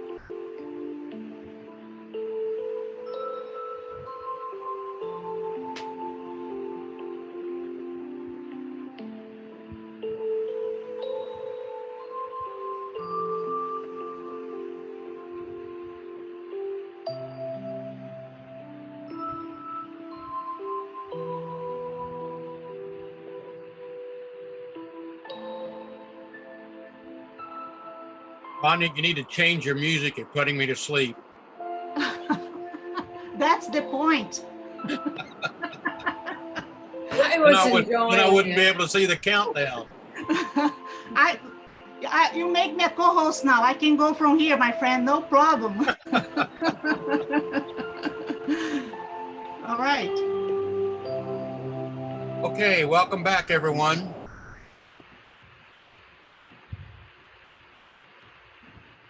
Our next session is going to be by Past District Governor Al Kimmy. Okay, we're going to talk about assessing club needs. Now you've got your club up and running, and after it is ran for a while, you will want to step back and take a look and try to identify what the club's strengths are and what their needs, where weaknesses are that might need attention. And pages 34 through 38 in your participants manual provides a checklist to guide you through that assessment process. You will also notice there are resources listed where information can be found for each topic. As a guiding lion, you may be assigned to work with an established club which needs some guidance and support. You would want to complete the assessment checklist before any club officer training to identify areas that need to be addressed. Then design the training and support accordingly.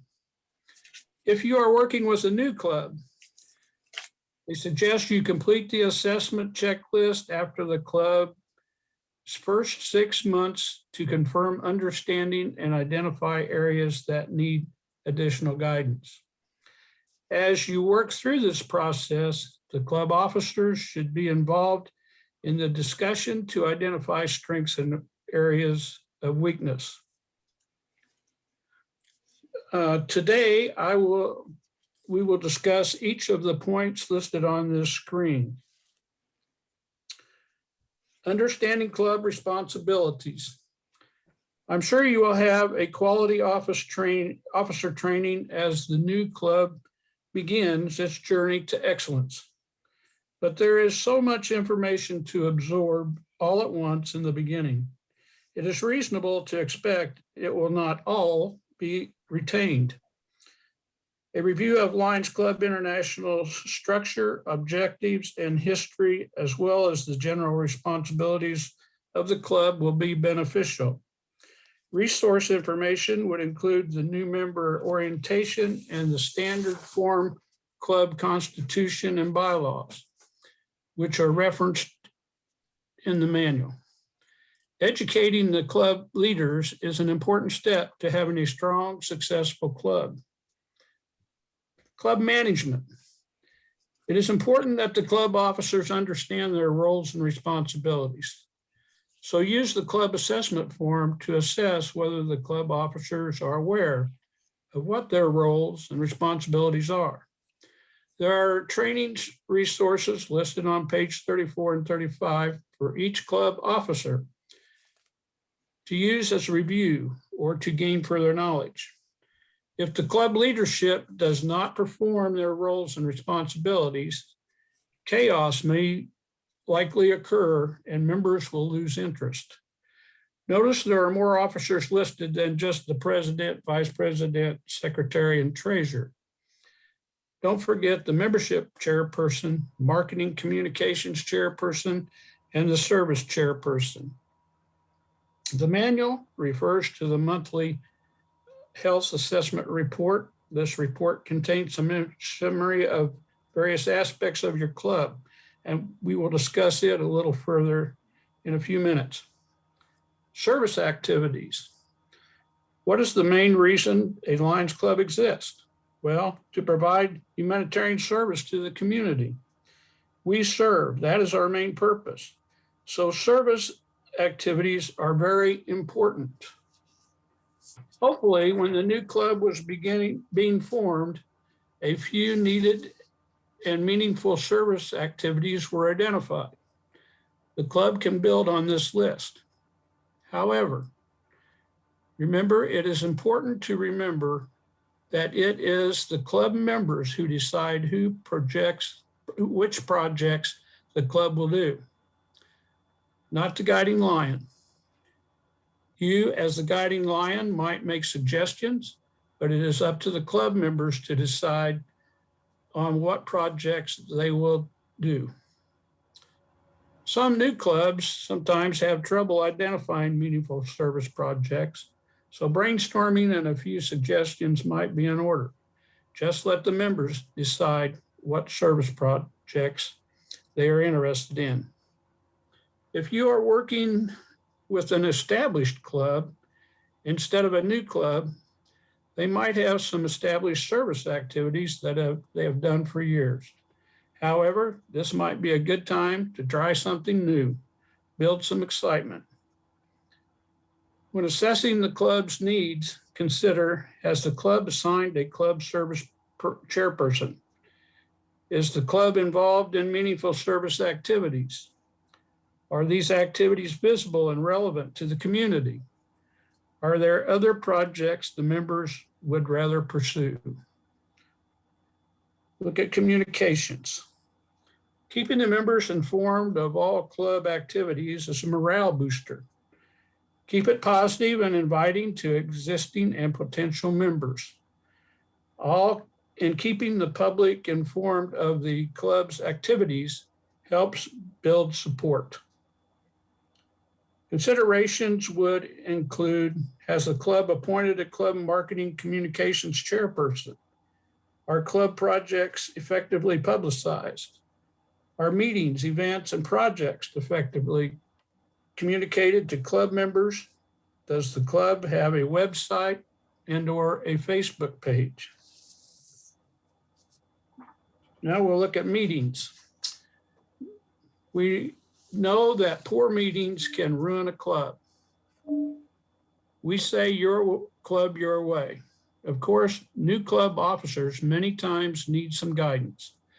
We all know the importance of starting the meeting on time and having an agenda to guide us through the meeting. Things to look for include, are the meetings being held regularly? Are the meetings well attended? Are members encouraged to attend the meetings? Does someone contact a member who misses a meeting to let them know they were missed? Do the meetings involve all members?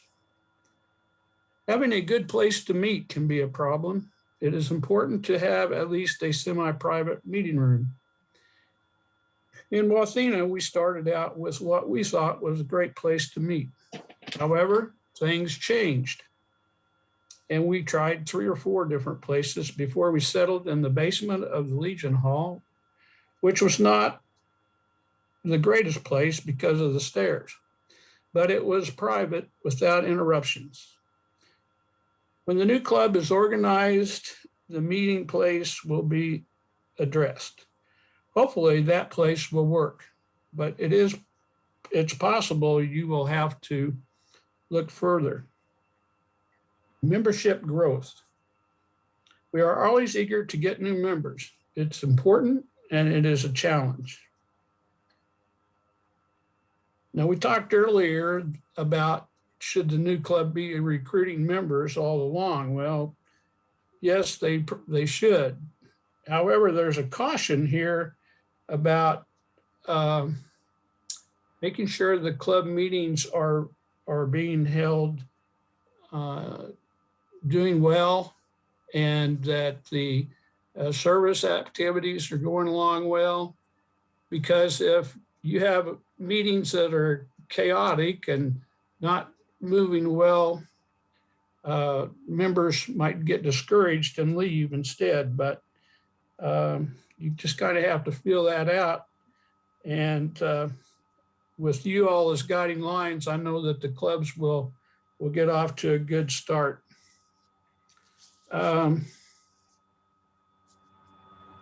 Once you're ready for a membership drive, some considerations would include, are members actively recruiting? Are all members, new and existing members, involved in projects that they find meaningful? Retention is a part of membership growth as well. Why are members leaving the club? Try to do an exit interview when possible to find out their reason for leaving. Then you can look at what adjustments can be made to improve retention. District support. The purpose of district leadership is to support club health and development. Hopefully, the new club will come into view the district leadership as helpful and positive. It's important that the club supports projects and events that are of interest to its members. While a new club will be concentrating on their own projects, generally, they will also support district projects that are of interest to the members as well. Al, 5 minutes. Okay.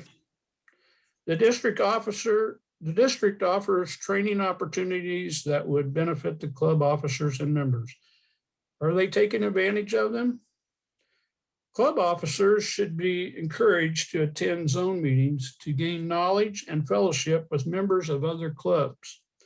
Also, visiting another club that is established and ran effectively can be beneficial to the new club officers. Further leadership development. You have probably visited the Lions Club International website and seen the vast number of leadership development courses and programs they offer to help Lions leaders and members to succeed. Encourage all club members to visit the Lions Learning Center at the LCI website. The District Global Leadership Team Coordinator can provide more information about available training. Be sure to let your new and existing members know the tremendous opportunity they have for personal growth by participating in the training programs offered by Lions Clubs International. Next slide.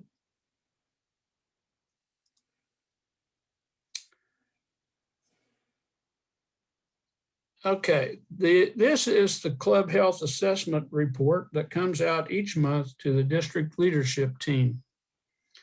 I do not believe you as a certified guiding lion will receive this report.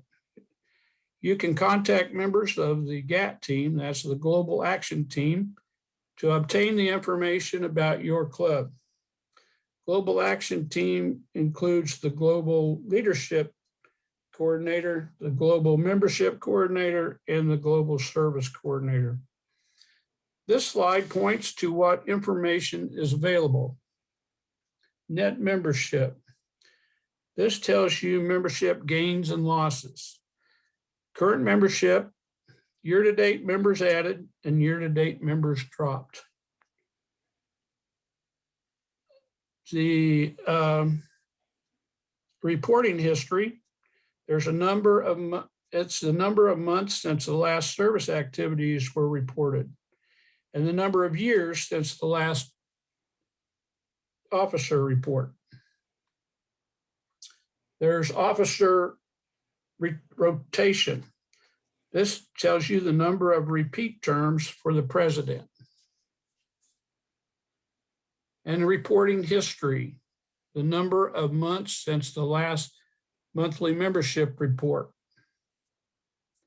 And club status, whether it's the club is active, status quo, or if it should be canceled, it will be in there.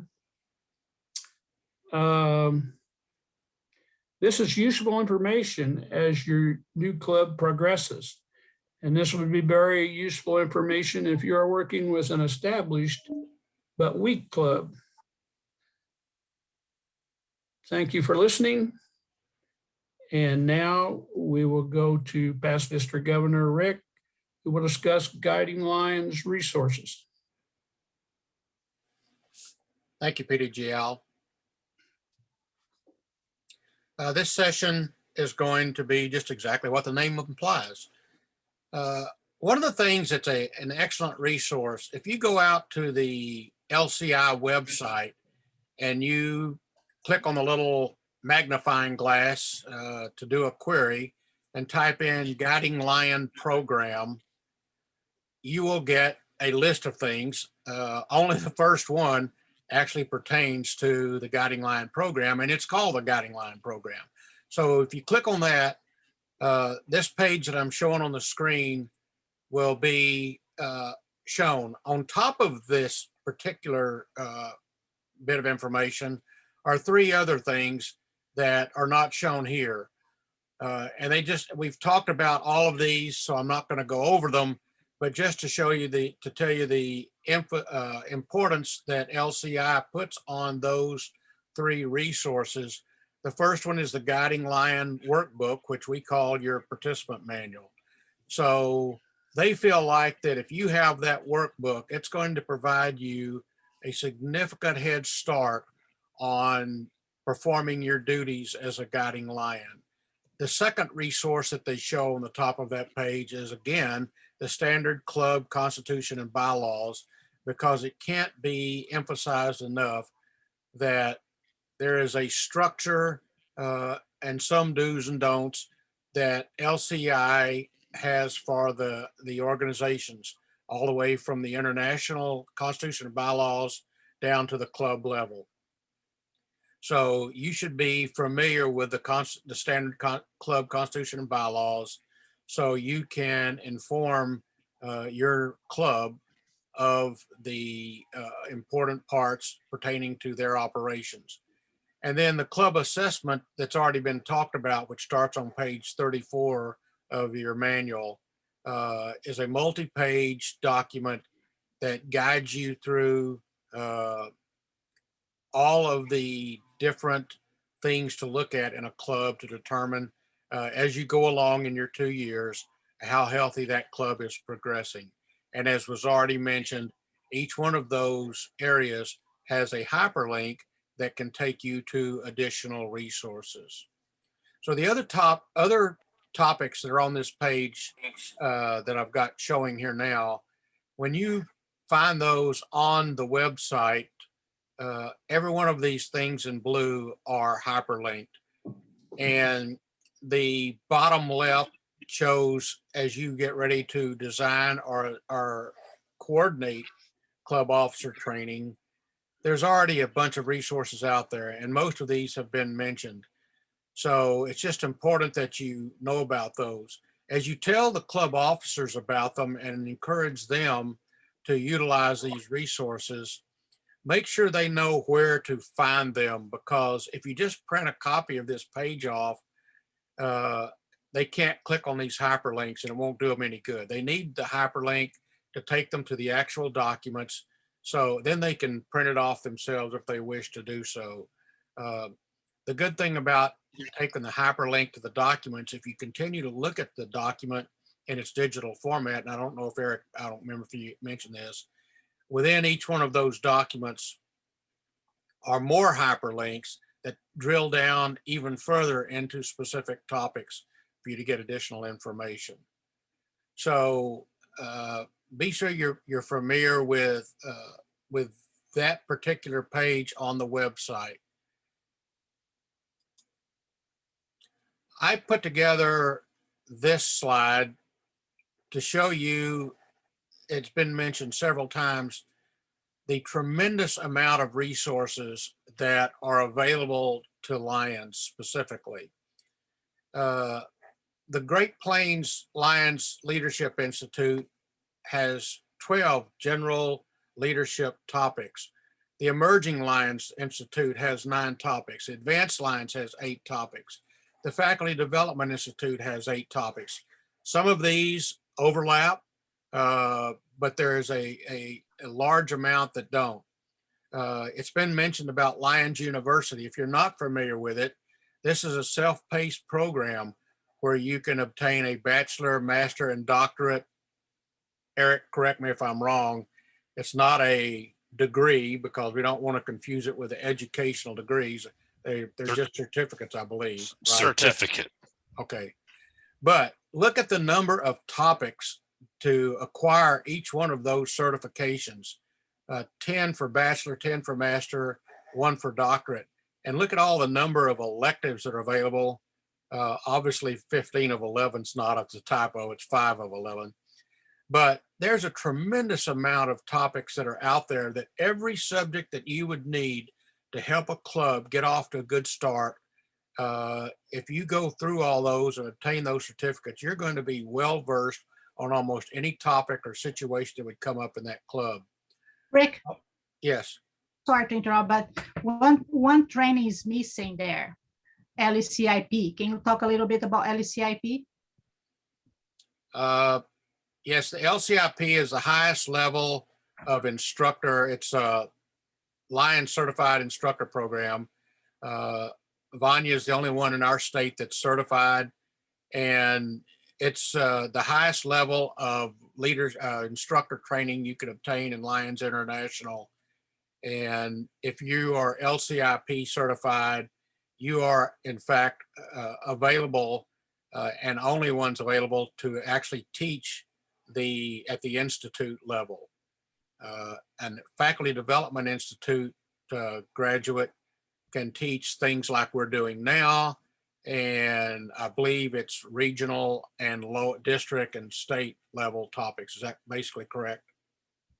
Yes, and the one thing I wanted to add, Rick, anyone can apply for LCIP. I'm sorry.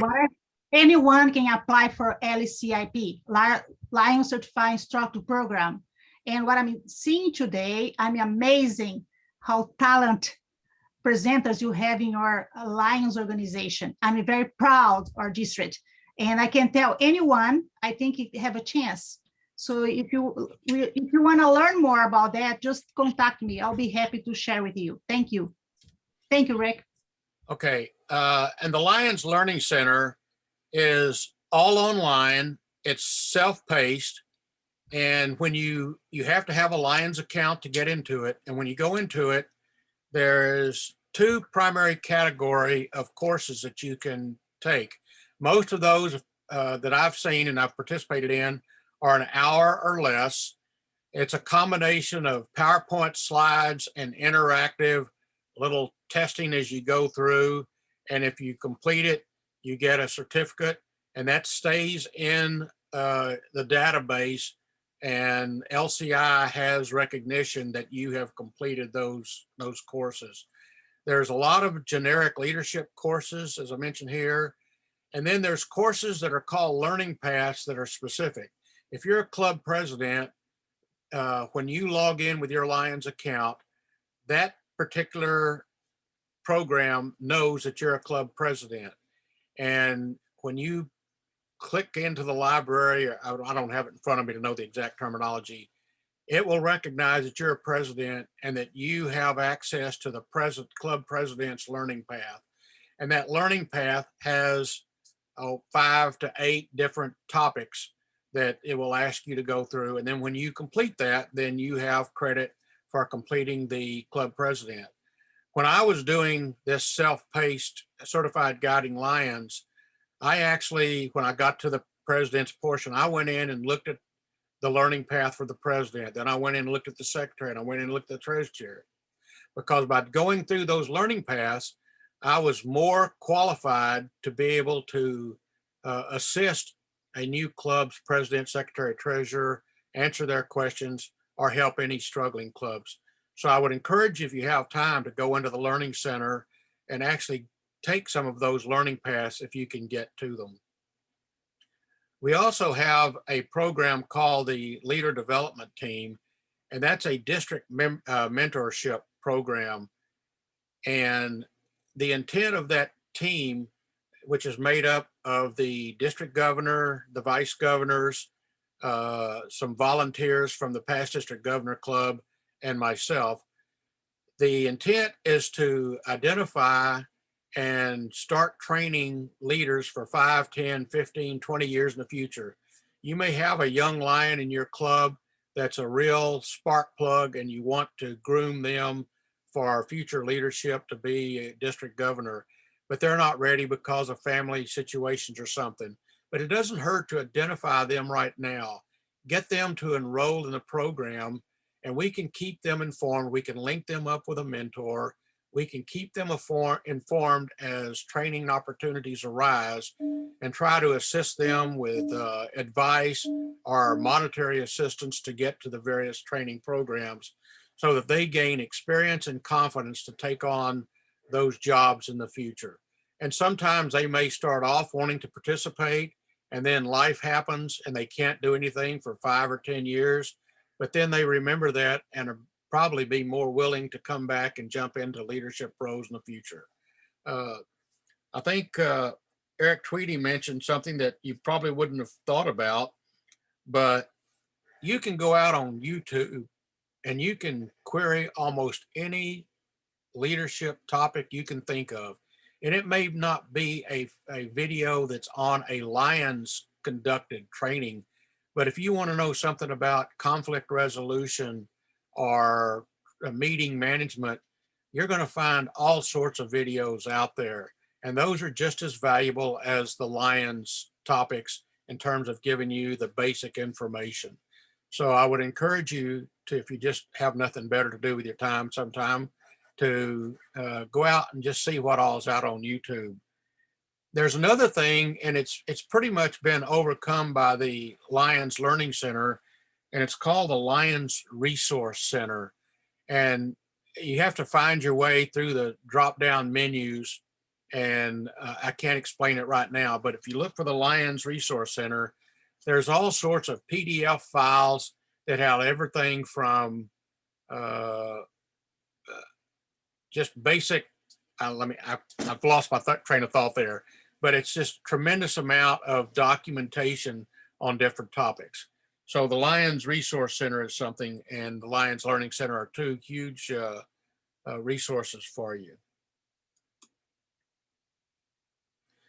Just to kind of refresh something that's been mentioned before, you do have to submit a quarterly report, and you have to submit a final report during your 2 years as a guiding lion. And these show the page for those report formats. And if you're going to ultimately get a excellence award for the presidential award for a guiding lion, you have to submit those reports.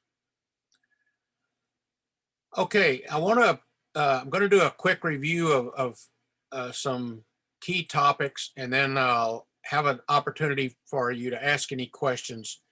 I sent you out the test ahead of time and suggested that you go through and all those questions that you absolutely knew the answer for, that you kind of mark down your answers. And then I would like to open it up. If you've still got something that is confusing to you, you're not clear about, then let's just kind of help each other out and see what we can come up with. Then I want you to take time to actually take the test, and then we'll tell you what to do about that. real quickly, the Presidential Certified Guiding Lion Award, just to refresh your memory, you have to be appointed by the district governor. You have to submit those quarterly and final reports. There's some other things here, but these are really highlighted for your particular reason. You need to attend the majority of club and board meetings. The club needs to have a net membership growth at the end of your 2-year period. And you want to get clubs involved in district activities as well as their local activities as soon as possible, so they become more energized to work outside their communities. Any questions about any of those? Okay, before we do the wrap up and review for the test, these are our objectives that the district governor mentioned as we started the course. We hope that we have given you enough information to understand your role of a guiding lion so that you know how to develop a plan to guide the club to become self-sufficient and strong, because we want them to be self-reliant and be able to just cut you loose. We want to make sure that you know where the tools are to give to the club officers so they can manage their club efficiently and effectively. And we want through the reporting system that you know that there is a system to track the development over the 2-year term. So thumbs up and the reaction, or everybody kind of give me a thumbs up. Did we obtain our objectives? Hearing no objections to that, I'll assume we did. Okay, remember these two. We're going to take the test, and then you have to fill out on page 43, that's the completion verification form, and fill it out all the way down to where there's a yes or no question and answer. And then you're going to send that, depending upon which district you're in, you're going to send it to me if you're in District A, both of those 2 documents. You can either mail them or scan them and email them to me. And for District N, send them to the governor or your GLT there. There's not any questions about that. How about, is there anything that anyone still is not clear about looking at your test that you would like some clarification on? I have one question. On the club officer training, are they talking about each like component of the training as far as like minimum 3 hours of the coffee break, each session should last about an hour? I know all day is not it, but I didn't know if they were talking about the whole training or if they were talking about like each component in that question. You can probably do as much as the club needs based on your assessment, but from the LCI standpoint, their proposal is that you should be prepared to conduct or plan to have trained 5 specific sessions of about 1 hour each. Okay. And those 5 were listed on the very first slide. I think we slipped over them pretty quickly, but on Margie's very first slide, it listed what those 5 were. And then we went through each one of those sessions that we went through about was keyed to one of those 5 sessions. And I think you talk about question number 17. And what I found out is they talk about weekly. And then what you're saying is each session should last about 1 hour, right, Cheryl? And I found this test very common sense. Some questions pretty much, common sense, but some question, the answer is very kind of 50-50. And not because you can find the answer, what you learn, it's just put very close. Interesting, when I was looking over here and I saw what come from, Cheryl, I felt the same way. I say, well, maybe there's a better way to ask this question. Well, again, I was asking if they were talking about like each Exactly. session or the training session. Correct. So Is that question number 8? no, I was looking at 17. Okay. 8 on the second Well, page. my answer to her was a combination of both those questions. Okay. Okay. And I know that one of Mike's things that he talked about said that this should be a 4-hour instruction, which falls outside this. That's why I mentioned there may be additional things that you would assess that the club needs. But typically from the attention span and advice, 1 hour sessions and 5 major topic areas to get the club off and running well. So going back to training, Mr. Past District Governor, on question number 3, I was hearing in the book that the Certified Guiding Lion provides all the leadership training, but should we not also encourage people to attend other trainings in the district? I was confused. That is the answer to that one. Yes, it's highly recommended to have them go to the other training. Sorry. I agree. Okay. Thank you. Thank you, you, Margie. Well, I wasn't going to tell them that was the exact answer, but that's the exact answer. Okay, well, thank you so much. If this was an Army training session, I'd be stamping my foot or something to get your attention. Sorry, got carried away. Well, yes, you did, but thank you. Are there any other questions that need clarification? Number 9, sir. On the last screen you showed, you said, does the certified guidelines have to send a report? You said every quarterly, and the book says every 2 years, at the end of the 2 years, two-year term. Is it both? No, there's every quarter throughout the 2 years, the Guiding Lion has to submit a report to LCI and the district governor.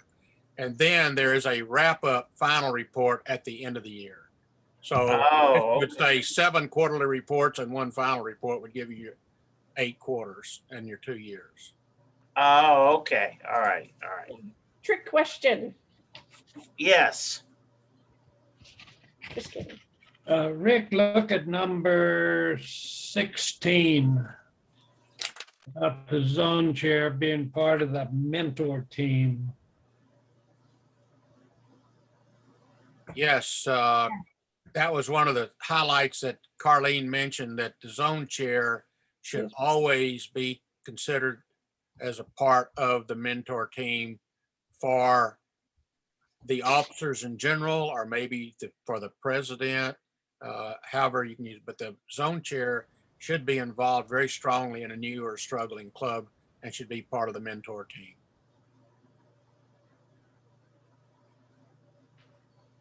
Thank you. You can continue to ask questions, but I'd like to give you about 10 minutes.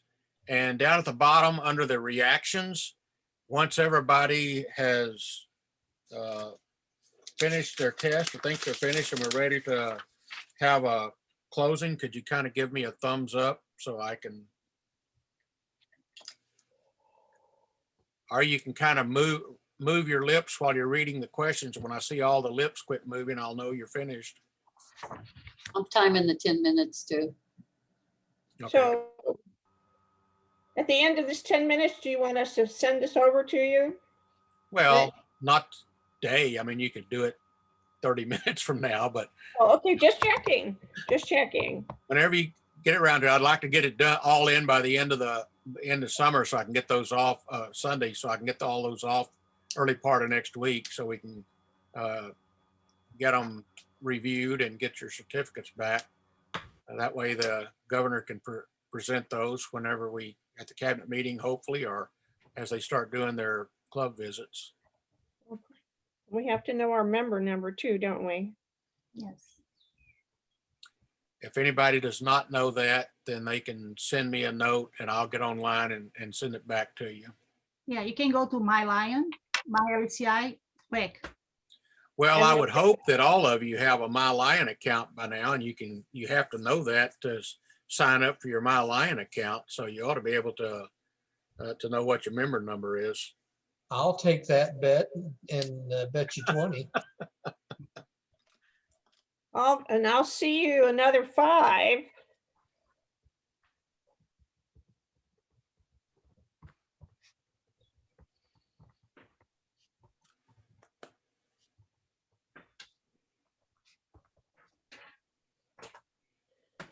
What has harmony ability? Fast to serve a new club. Yes.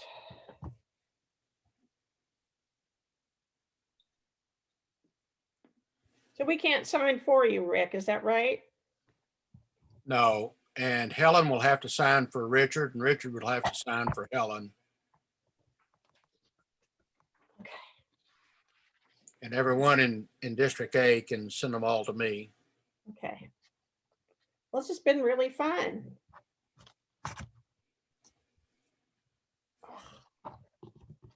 Oh, look at the hinges looking at each other's paper. Hey. Oh, Lion support. Yeah. I'm showing them the form that you have to sign. Mentorship. Yeah, there's a need, there's a lion, kindness. Yeah. That's right. We need all the They help. we are can allowed that. They are allowed that, right, Diane? You guys are allowed that. Called service Yeah. from the heart. Yeah. Right there. I'm gonna. Say,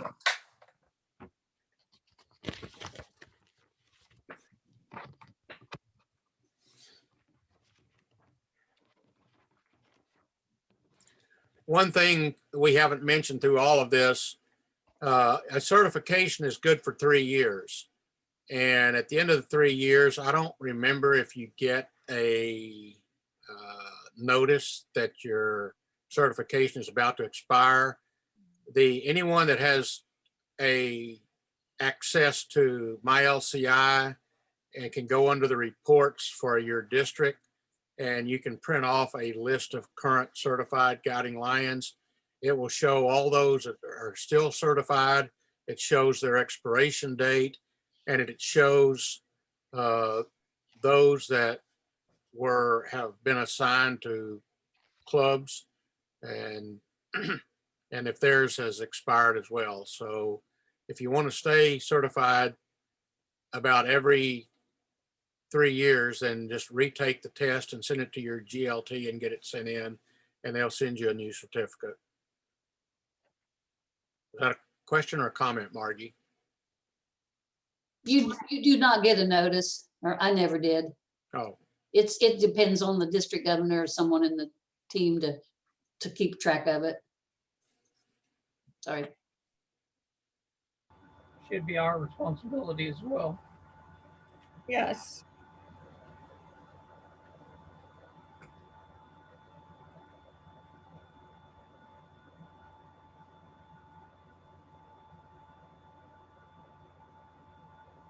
and somebody can correct me if they read it differently.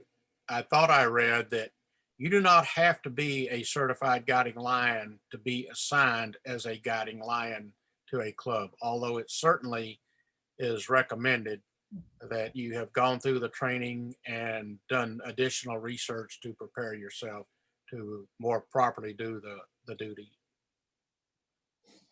Well, along those lines, you do realize that we don't do guiding lions to get the awards, but if you were acting as a guiding lion, you definitely would not get any of the certified guiding lion awards.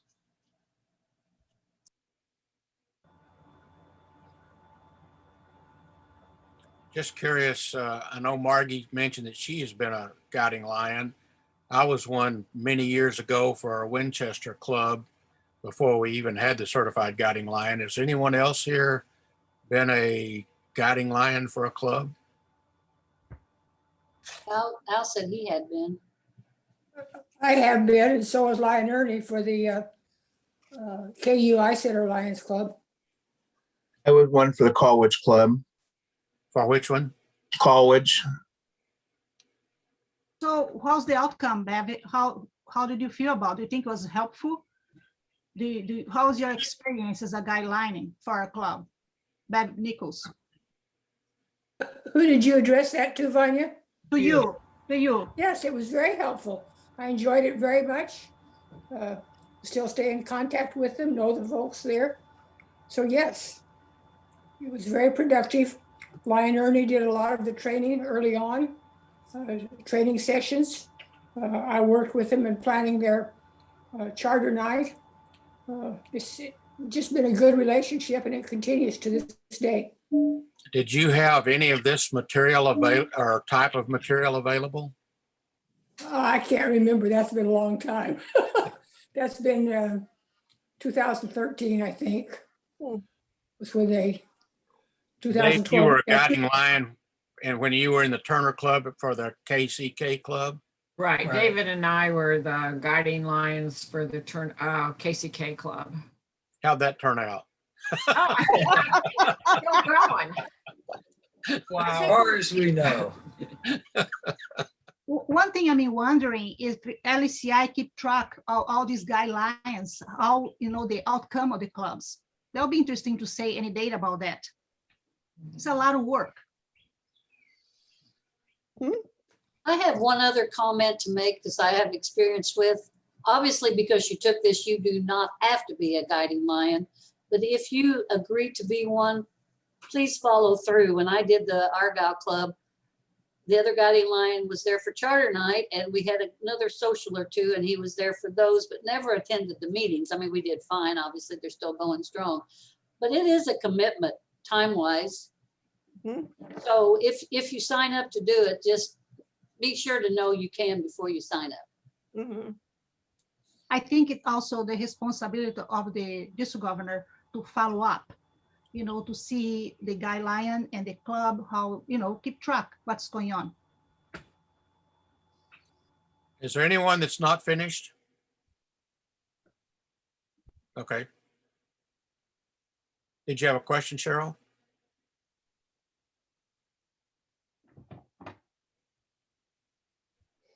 Yeah, where in my LCI do I find my member number and my club number?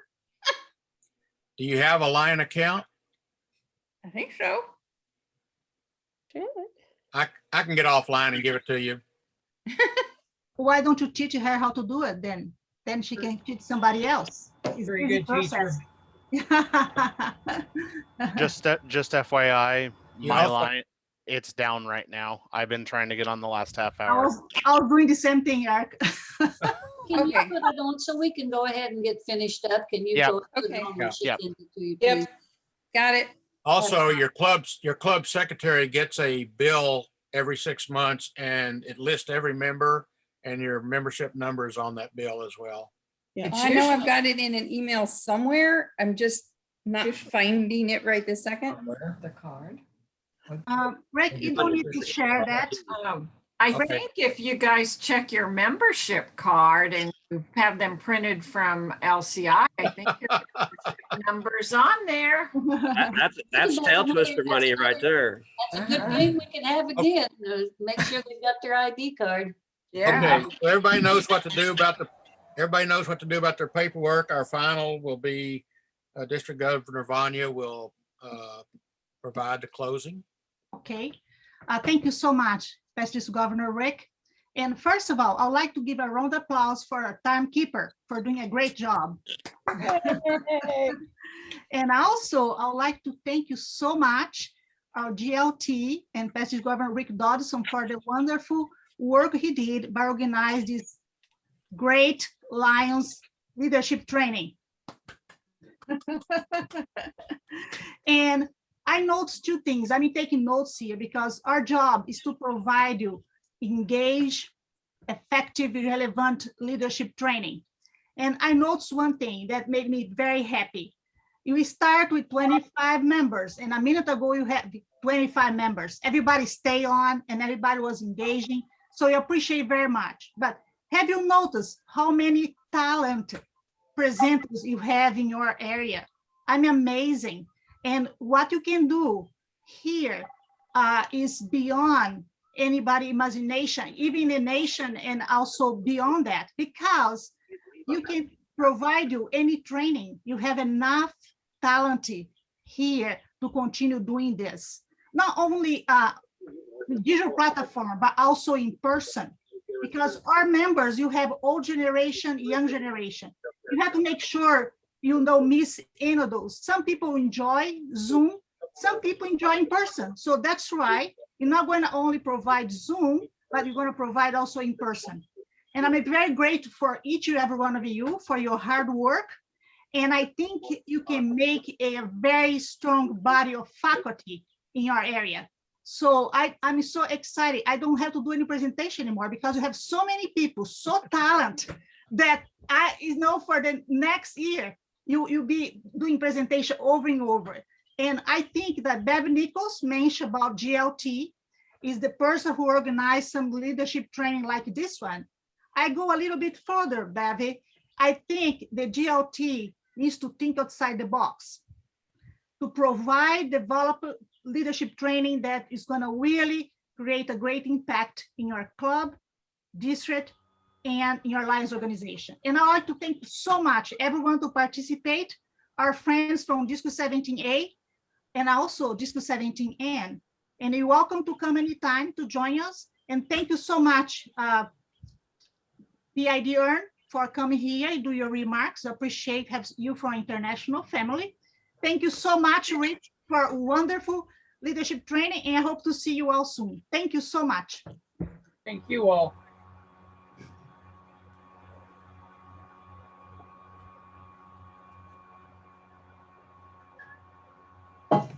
PDG Rick Garrett's got his hand up.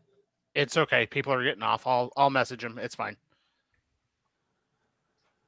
Still here. It's okay. I'll message. I'll have Al send it out. I'm just needing to get some stuff for the new member orientation. So I'll send Al a message and he'll send it out to the district. So no big deal. I just wanted to catch a few people, but I'll do it that avenue. Have a good afternoon, everyone. You too. Thanks all again.